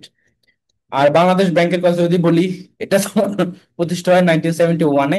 এটা আগেও ছিল, তখন ছিল স্টেট ব্যাংক অফ পাকিস্তান নামে। 16 ডিসেম্বর স্বাধীন হওয়ার পরে বা বিজয় লাভ করার পরে এটা আমাদের বাংলাদেশ ব্যাংক হয়ে যায়। এখানকার প্রধান গভর্নর 4 বছরের জন্য হয়।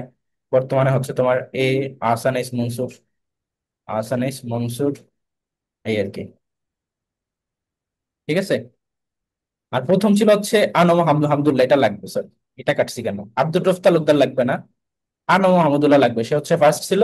আর বর্তমান হচ্ছে আহসান এইস মনসুর, তালুকদার বাদ।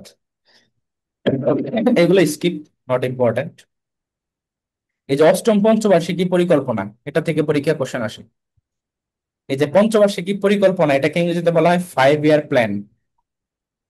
এটার প্রবর্তক কে বলতো? 5 ইয়ার প্ল্যানের প্রবর্তক কে? অর্পিতা বলো। হম, কে পারো? জাতিসংঘ। শেখ মুজিবুর রহমান। মানে তুমি কি আওয়ামী লীগ করো নাকি? না না, তাহলে কি বুঝে এটা উত্তর করলা? বলো বলো, কে পারো? যে পারো সে বলো। পঞ্চবার্ষিক পরিকল্পনার প্রবর্তক কে? হ্যাঁ, জাতিসংঘ কি? তার উত্তর হচ্ছে জোসেফ স্ট্যালিন। জোসেফ স্ট্যালিন কে ছিল বলো তো? হুম? রাশিয়ার। রাশিয়ার প্রেসিডেন্ট এটা প্রবর্তন করেন। ঠিক আছে। কি সব জাতিসংঘ, শেখ মুজিব টেক মুজিব নিয়ে আসছো তোমরা, এগুলোই তো পরীক্ষা আসে। তোমার তো ফার্স্ট টাইমার না, সেকেন্ড টাইমার, পারা উচিত এগুলা।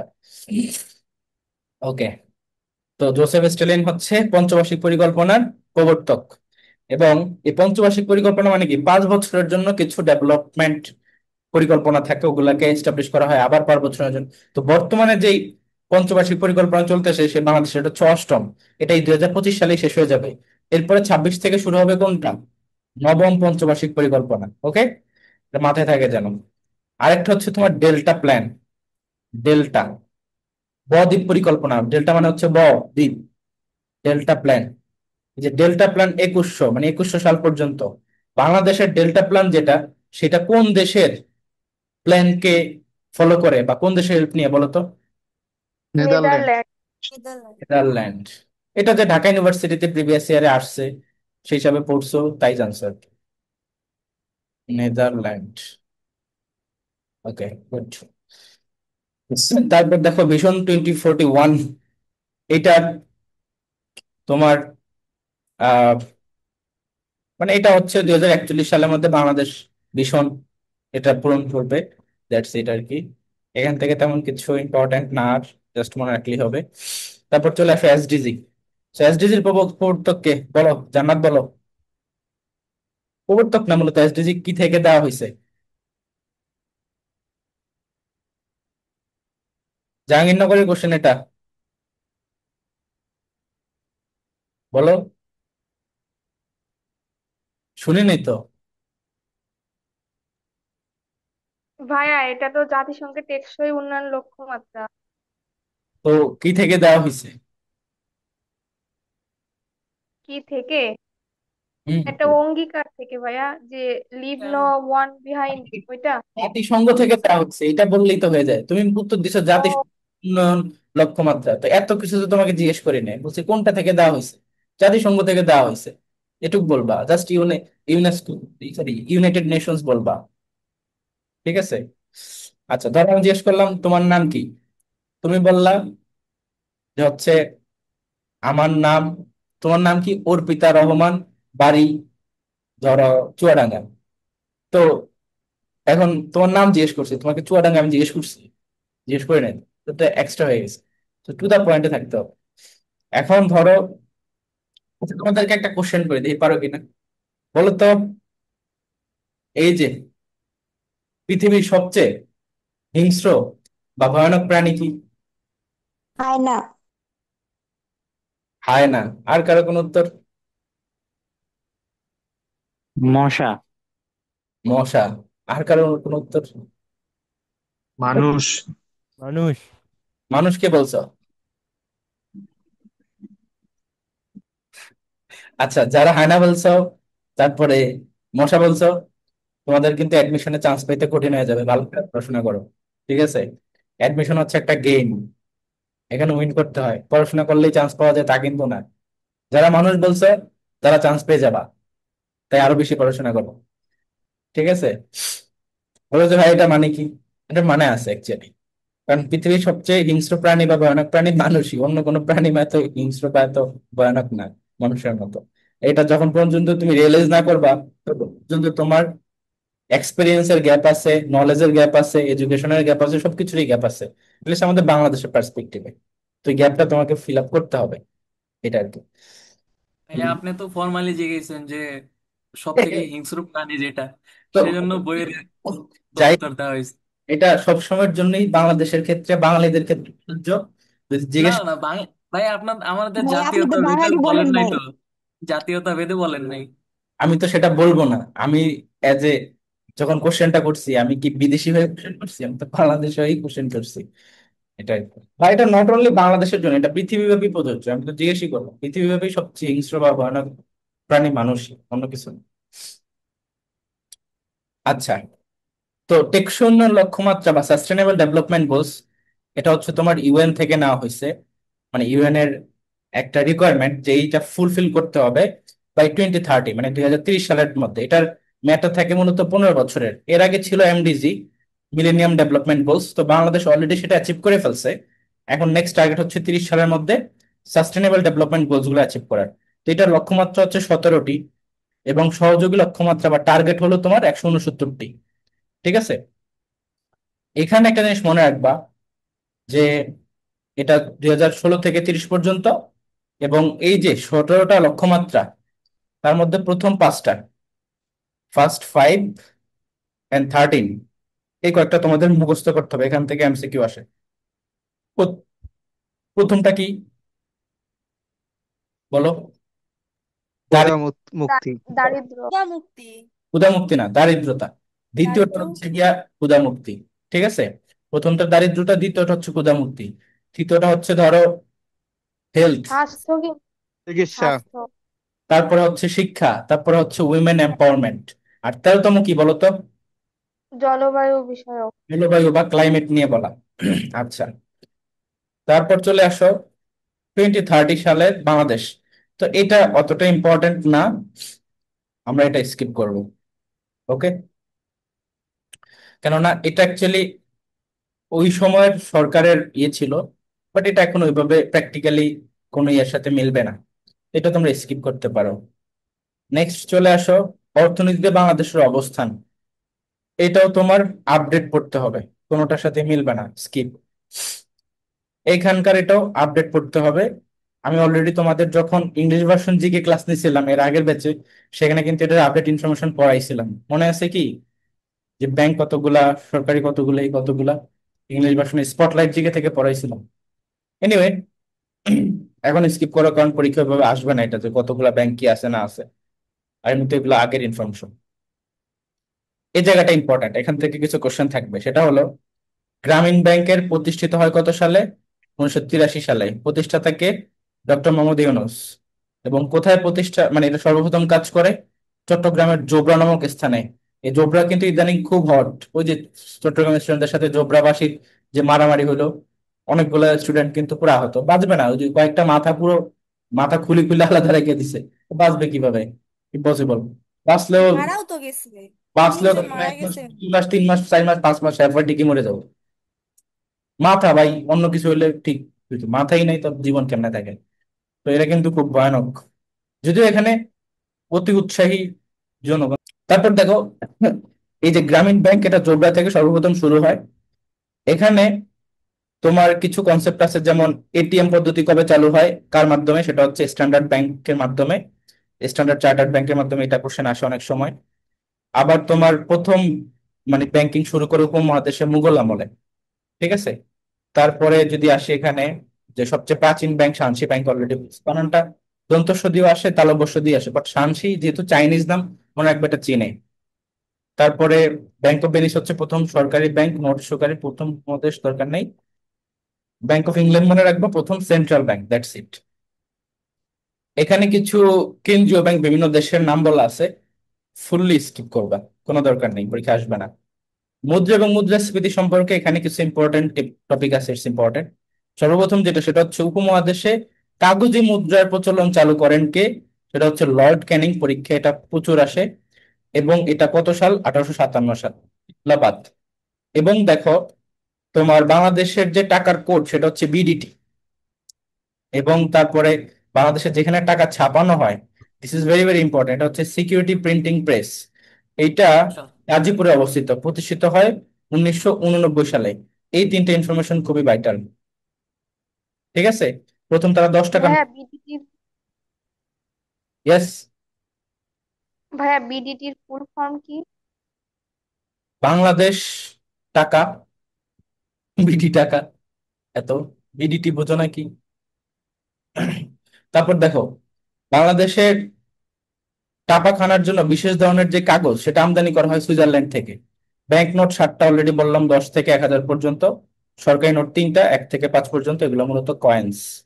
আচ্ছা, বাংলাদেশের মুদ্রা দিবস কবে? সবচেয়ে ইম্পর্টেন্ট কোশ্চেন, বলো।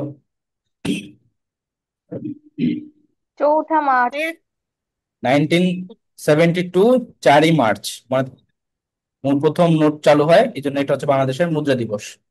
আচ্ছা, তারপর চলে আসো নিচে, যে কোন নোটে কিসের ছবি আছে।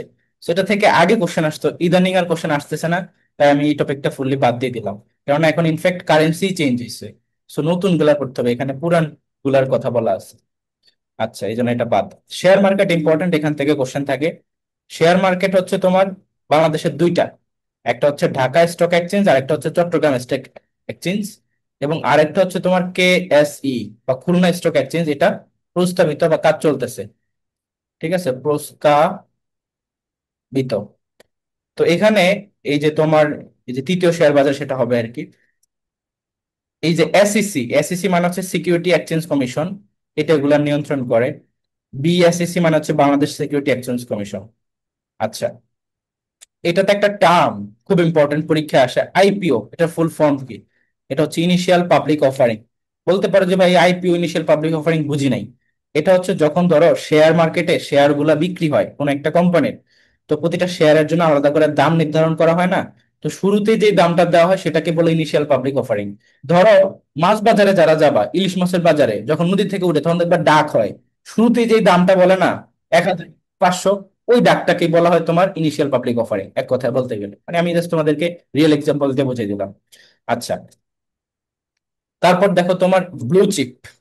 ব্লু চিপ হচ্ছে, ধরো তুমি এটা ইডিয়মস এর মধ্যে পাবা, কিন্তু খুবই ইম্পর্টেন্ট, পরীক্ষায় ডিরেক্টলি চলে আসে ব্লু চিপস ইডিয়মস এর মধ্যে, অথবা ওয়ান ওয়ার্ড সাবস্টিটিউশনের মধ্যে আসতে পারে, বাট এটা ভোকাব টপিক। এইটা মানে হলো industrial investment that is considered as safe investment. মানে কিছু কিছু শেয়ার আছে যেগুলো ধরো ভালো, সুসংগত, মানে এখান থেকে বোঝা যাচ্ছে যে শেয়ার কিনলে তুমি ফিউচারে ভালো প্রফিট পাবা, ওগুলা কি বলা হয়? Blue chip. বোঝা গেছে? তো এটা হচ্ছে সেইটা, যে যেই সকল শেয়ার গুলা কিনলে আমি ফিউচারে ভালো বেনিফিট পাবো, ভালো দাম পাবো, সেটা হচ্ছে blue chip industrial investment, that is considered as safe investment. তো সেফ ইনভেস্টমেন্ট এটা মনে রাখবা ব্লু চিপের জন্য আর কি। তারপরে হচ্ছে তোমার সরকারের আয়ের উৎস বললাম, তোমার ব্যাট হতে সবচেয়ে বেশি আয় করে, আর বাংলাদেশে ব্যাটের হার হচ্ছে 15%, এখনো 15%ই আছে আই গেস। আর এখানে দেখো কর নিয়ে যখন বললাম যে প্রত্যক্ষ পরোক্ষ, এটার এক্সাম্পল থেকে পরীক্ষা আসবে, অলরেডি এটা আলোচনা করছি, বাট তারপরে দেখো আয় কর এটা প্রত্যক্ষ, কারণ তুমি দেখে শুনে বুঝে দিচ্ছ। ভূমি কর, মুনাফা কর, ব্যয় কর, সম্পত্তি কর, সবগুলা। আর পরোক্ষ মানে হচ্ছে তুমি জানোই না দিয়ে ফেলছো, যেমন মূসক বা ব্যাট, তারপরে আমদানি শুল্ক, পণ্য কর, এগুলা। ইনকাম ট্যাক্স যদি বলি সেটা তো অবশ্যই প্রত্যক্ষ করের মধ্যেই পড়বে। তো এটা হচ্ছে ওই যে তোমার প্রতিষ্ঠান বা তোমার যে মালিকানার উপর নির্ভর করে আর কি আয়কর। টিনের ফুল ফর্মটা জাস্ট মনে রাখবে, এটা হচ্ছে taxpayers identification number, that's it, আর কিছু এখান থেকে পড়ার নাই। এখন দেখো এই যে ভ্যালু অ্যাডেড ট্যাক্স বা ভ্যাট নিয়ে যদি বলি, এটা ফুল ফর্মটাও আসে। এটা কবে থেকে বাংলাদেশে চালু হয়? 1 জুলাই 1991 থেকে। ওইখানেও মার্ক করছি, এখানেও মার্ক করলাম, এটা আমি পরীক্ষায় দিব, মনে থাকে যেন। 15%। এবং তোমার এই তো এখান থেকে আর তেমন কিছু পড়ার নাই। বৈদেশিক সাহায্য, ও বাংলাদেশ সবচেয়ে বেশি বৈদেশিক সাহায্য দেয় কোনটা? ব্যাংকের আইডিএ, যেটাকে কি বলা হয় বলতো? সফট লোন উইন্ডো বলা হয়। Very very important, directly MCQ থাকবে।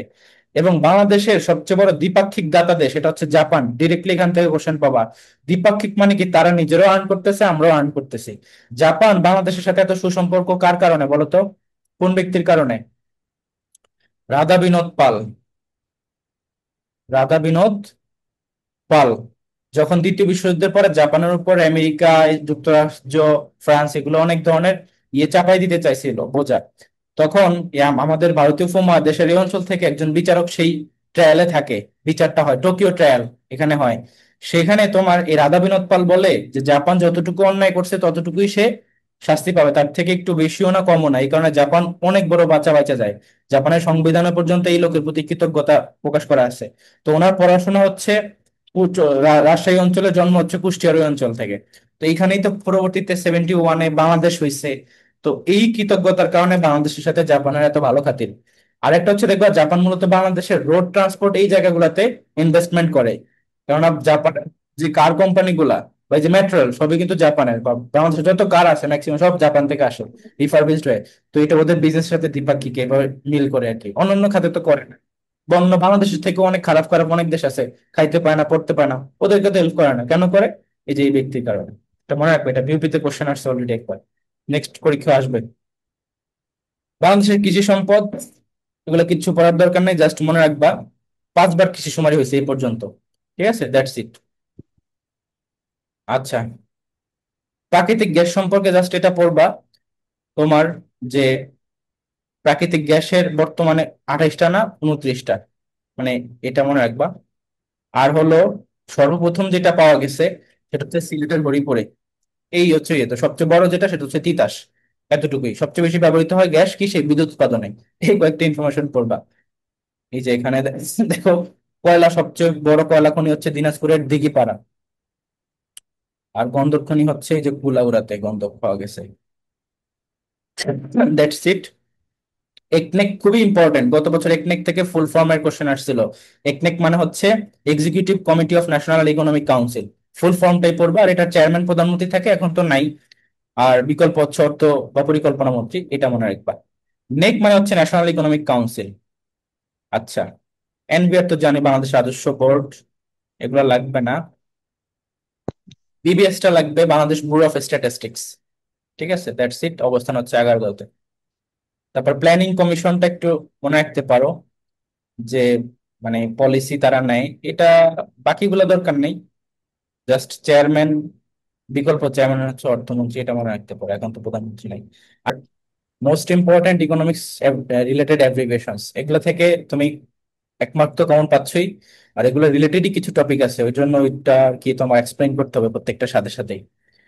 তো দেখো, প্রথমে হচ্ছে এটিএম, এটা হচ্ছে অটোমেটেড টেলার মেশিন। এবং বিএসটিআই, এটা হচ্ছে তোমার বাংলাদেশের স্ট্যান্ডার্ডস অ্যান্ড টেস্টিং ইনস্টিটিউশন। সেখানে একটা এস যুক্ত হবে, যেটা দেওয়া ছিল না, এই জিনিসটা মাথায় রাখবা। তারপরে ইইজেড মানে হচ্ছে এক্সক্লুসিভ ইকোনমিক জোন, জিএসপি মানে হচ্ছে জেনারেলাইজড সিস্টেম অফ প্রিফারেন্সেস, এখানেও কিন্তু একটা এস থাকবে, আর এটা প্রচুর আসে পরীক্ষায়। তারপর তোমার এই যে দেখো SEC, securities and exchange commission, তিন তো আমরা তখন দেখলাম taxpayers identification number. BGMEA এটা হচ্ছে garments manufacturing and exporters association. আর হচ্ছে এনবিআর মানে ন্যাশনাল বোর্ড অফ রেভিনিউ, ঠিক আছে, রাজস্ব আদায় করে যে তারা। নিপোর্ট এটা খুব একটা ইম্পর্টেন্ট না, স্কিপ করতে পারো। OECD, economic cooperation and development. OIC হচ্ছে Islamic cooperation, organisation of Islamic cooperation. এই ওআইসি থেকে কিন্তু একটা এমসিকিউ থাকেই। ওআইসি কত সালে প্রতিষ্ঠা করা হয়েছে বলো তো? ওআইসি ভাই 1974। মানে বাংলাদেশ 1974-এ তোমার এই যে 1974-এর 23শে ফেব্রুয়ারি ওআইসি তে জয়েন করে, বাট ওআইসি কবে প্রতিষ্ঠা পাইছে সেটা বলো। এটা হচ্ছে তোমার মেবি 1961। 60 কত কত 1969। সিক্সটি জি নাইন ভাই 69। ঠিক আছে, 1969-এ। আচ্ছা, এবং এটার সদর দপ্তর হচ্ছে সৌদি আরবের জেদ্দাতে। আর হচ্ছে বাংলাদেশ এটা সদস্যপদ লাভ করে হচ্ছে 23 ফেব্রুয়ারি 1974। কেন এটা এত লেটে জয়েন করে বাংলাদেশ? কারণ পাকিস্তান বারবার ভেটো দিচ্ছিল। পাকিস্তান বাংলাদেশকে স্বাধীন রাষ্ট্র হিসেবে স্বীকারই করে নাই। 22শে ফেব্রুয়ারি 1974-এ গিয়ে পাকিস্তান বাংলাদেশকে স্বাধীন রাষ্ট্র হিসেবে স্বীকৃতি দেয়, এবং তারপর দিনই বাংলাদেশ ওআইসিতে জয়েন করে। সো এই হচ্ছে গিয়ে তোমার এটার যে লজিক সেটা মনে রাখবা। ওপেক হচ্ছে Organization of Petroleum Exporting Countries. So OPEC যেটা, যেহেতু শক্তি নিয়ে কাজ করে, পেট্রোলিয়াম বা এনার্জি এই টাইপের জিনিস, তাই এটা সদর দপ্তর কোথায় হবে? Vienna, Vienna Austria. এটাতে আরেকটা অর্গানাইজেশন সদর দপ্তর আছে, সেটা হচ্ছে তোমার এই যে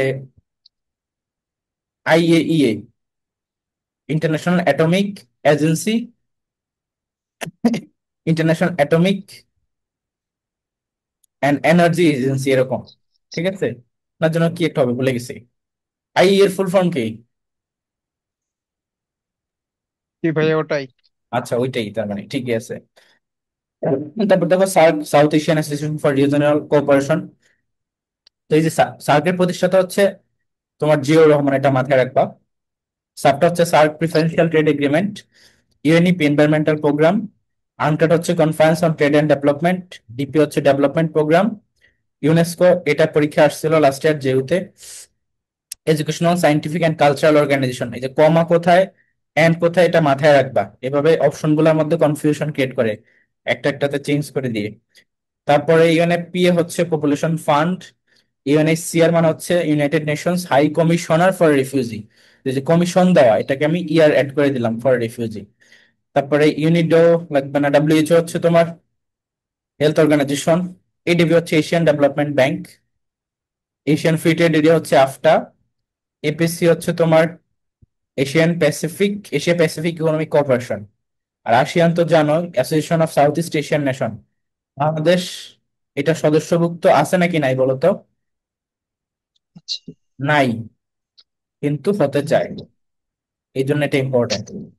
তারপরে বার্ড, বার্ডের ফুল ফর্ম হচ্ছে Bangladesh academy for rural development. বার্ডের প্রতিষ্ঠাতাকে বলো তো, প্রচুর ইম্পর্টেন্ট। আক্তার হামিদ খান। খান। বার্ড কোথায় অবস্থিত? কুমিল্লা। না। তারপর দেখো ব্যবজা, Bangladesh export processing zone authority. BRAC, BRAC হচ্ছে রুরাল অ্যাডভান্সমেন্ট কমিটি। এই যে ব্র্যাকের প্রতিষ্ঠাতাকে স্যার ফজলে হাসান আবেদ, পৃথিবীর সবচেয়ে বড় এনজিও, এটা হচ্ছে ব্র্যাক। তারপরে তোমার সিরডাপ পড়তে হবে, centre on integrated rural development for Asian Pacific, এটা সদর দপ্তর ঢাকাতে অবস্থিত। এখান থেকে স্কেপটা পড়তে হবে, economic and social commission for Asian Pacific. FBCCI পড়তে হবে, এটা হচ্ছে ইউনিট, যারা বিজনেস ফ্যাকাল্টিতে পরীক্ষা দেবে তাদের জন্য important. Federation of Bangladesh chambers of commerce and industry. তারপর দেখো গ্যাট, খুব important, general agreement on tariffs and trade. এই গ্যাট থেকেই পরবর্তীতে ডাব্লিউটিও প্রতিষ্ঠা করা হয়। কত তারিখে কত সালে বলো তো গ্যাট থেকে ডাব্লিউটিও হয়? 1995। 1995 1 জানুয়ারিতেই, ঠিক আছে, 1 জানুয়ারি। এবং বাংলাদেশ কবে জয়েন করে? 1995। বাংলাদেশও ঠিক ওই একই ডেটে জয়েন করে ডাব্লিউটিও তে, মনে থাকে যেন। এটা জাহাঙ্গীরনগরে প্রচুর আসে। তারপরে ICDDRB full form international centre for diarrhoeal disease research Bangladesh. তারপরে আইএমএফ ইন্টারন্যাশনাল মনিটারি ফান্ড। তারপরে মিগার টিফা। তারপরে সেগুলো লাগবে না। আচ্ছা, আইবি সিসিআইটাও পড়বা, যারা ইউনিট বা বিজনেস ফ্যাকাল্টিতে দিবা তারা। আর ডাব্লিউটিও তো জানাই, world trade organisation. IPO already পড়াইছি, ইনিশিয়াল পাবলিক অফারিংস। পিপিআর মানে হচ্ছে প্রাইভেট পাবলিক প্রাইভেট পার্টনারশিপ, এটাও পরীক্ষা আসে, সরি। ওকে, তারপর দেখো তোমার এই যে BADC, Bangladesh agricultural development corporation, এটার সদর দপ্তর কোথায় অবস্থিত বলো তো? গাজীপুরে, জয়দেবপুরে হয়তো, ঠিক আছে। বার্ড, এটা তো গেলই, তখন আসছিল। বাড়ি, বাংলাদেশ এগ্রিকালচার রিসার্চ অর্গানাইজেশন, বাড়ি কোথায় অবস্থিত? বাড়ি হচ্ছে তোমার ময়মনসিংহে অবস্থিত, ময়মনসিংহ। এগ্রিকালচার ইউনিভার্সিটি আছে না সেখানে। তারপরে এই যে ব্যবজা, তারপর বারডেম, এটা হচ্ছে Institute of Rehabilitation in Diabetes, Endocrine and Metabolic Disorders, very very important. তারপরে বিএফসিসিআই তো তখনও পড়াইলাম। এই যে বিএডব্লিউটিএটিসি, এটা হচ্ছে Bangladesh inland water transport corporation. যারা এই যে লঞ্চে বা ইতে যাও সেখানে দেখবা বিএডব্লিউটি অথবা টিসির যেই লেখাটা থাকে বিভিন্ন ইয়েতে, তোমার টার্মিনালে বা লঞ্চের বড় বড় যে ইয়েগুলো থাকে ওখানে লেখা থাকে, কারণ ওইখান থেকে দেওয়া হয় এগুলা। তারপরে তোমার এই যে বিএমএ, বাংলাদেশ মিলিটারি একাডেমি, এটা কোথায় অবস্থিত বলতো? চট্টগ্রামে অবস্থিত, ভাটিয়ারিতে। তারপরে দেখো BNCC full form, Bangladesh national cadet corps, BRAC তো তখনও পড়লাম। BRD, Bangladesh rural development board, very very important. তারপর BRRI, Bangladesh rice research institute. আচ্ছা, রাইস রিসার্চ ইনস্টিটিউট এটা কোথায় অবস্থিত? এটা আগারগাঁও না? হুম, বিআরআরআই এটা হচ্ছে এটা তো গাজীপুরে, ময়মনসিংহে। নাকি ময়মনসিংহ অবস্থিত দেখতেছি তারা। ফরিদপুরে না আচ্ছা, এই যে রাইস রিসার্চ ইনস্টিটিউট এটা হচ্ছে গাজীপুরে অবস্থিত, গাজীপুরের, ফরিদপুরে তো নদীর সমস্যা নেই। ঠিক আছে। তারপরে বিআরটিসি তো জানেই, ওই যে বিআরটিসি বাস, বাংলাদেশ রোড ট্রান্সপোর্ট কর্পোরেশন। তারপরে তোমার আহ তোমার এই যে সিআইডিটা একটু পড়বা। ভাইয়া গাজীপুরের পাঁচশোটা কি লিখছে? গাজীপুর, জয়দেবপুর। তারপর দেখো তোমার ইপিজেড, এক্সপোর্ট প্রসেসিং জোন। তারপরে এই যে জিডিপি জিএনপি পড়লাম তখন। তারপর আইএসএসবি টা তো জানো I guess, inter inter services, এখানে একটা এস আছে, সিলেকশন বোর্ড। তারপর তোমার নিকার লাগবে না, এনজিও লাগবে, নন গভর্নমেন্ট অর্গানাইজেশন।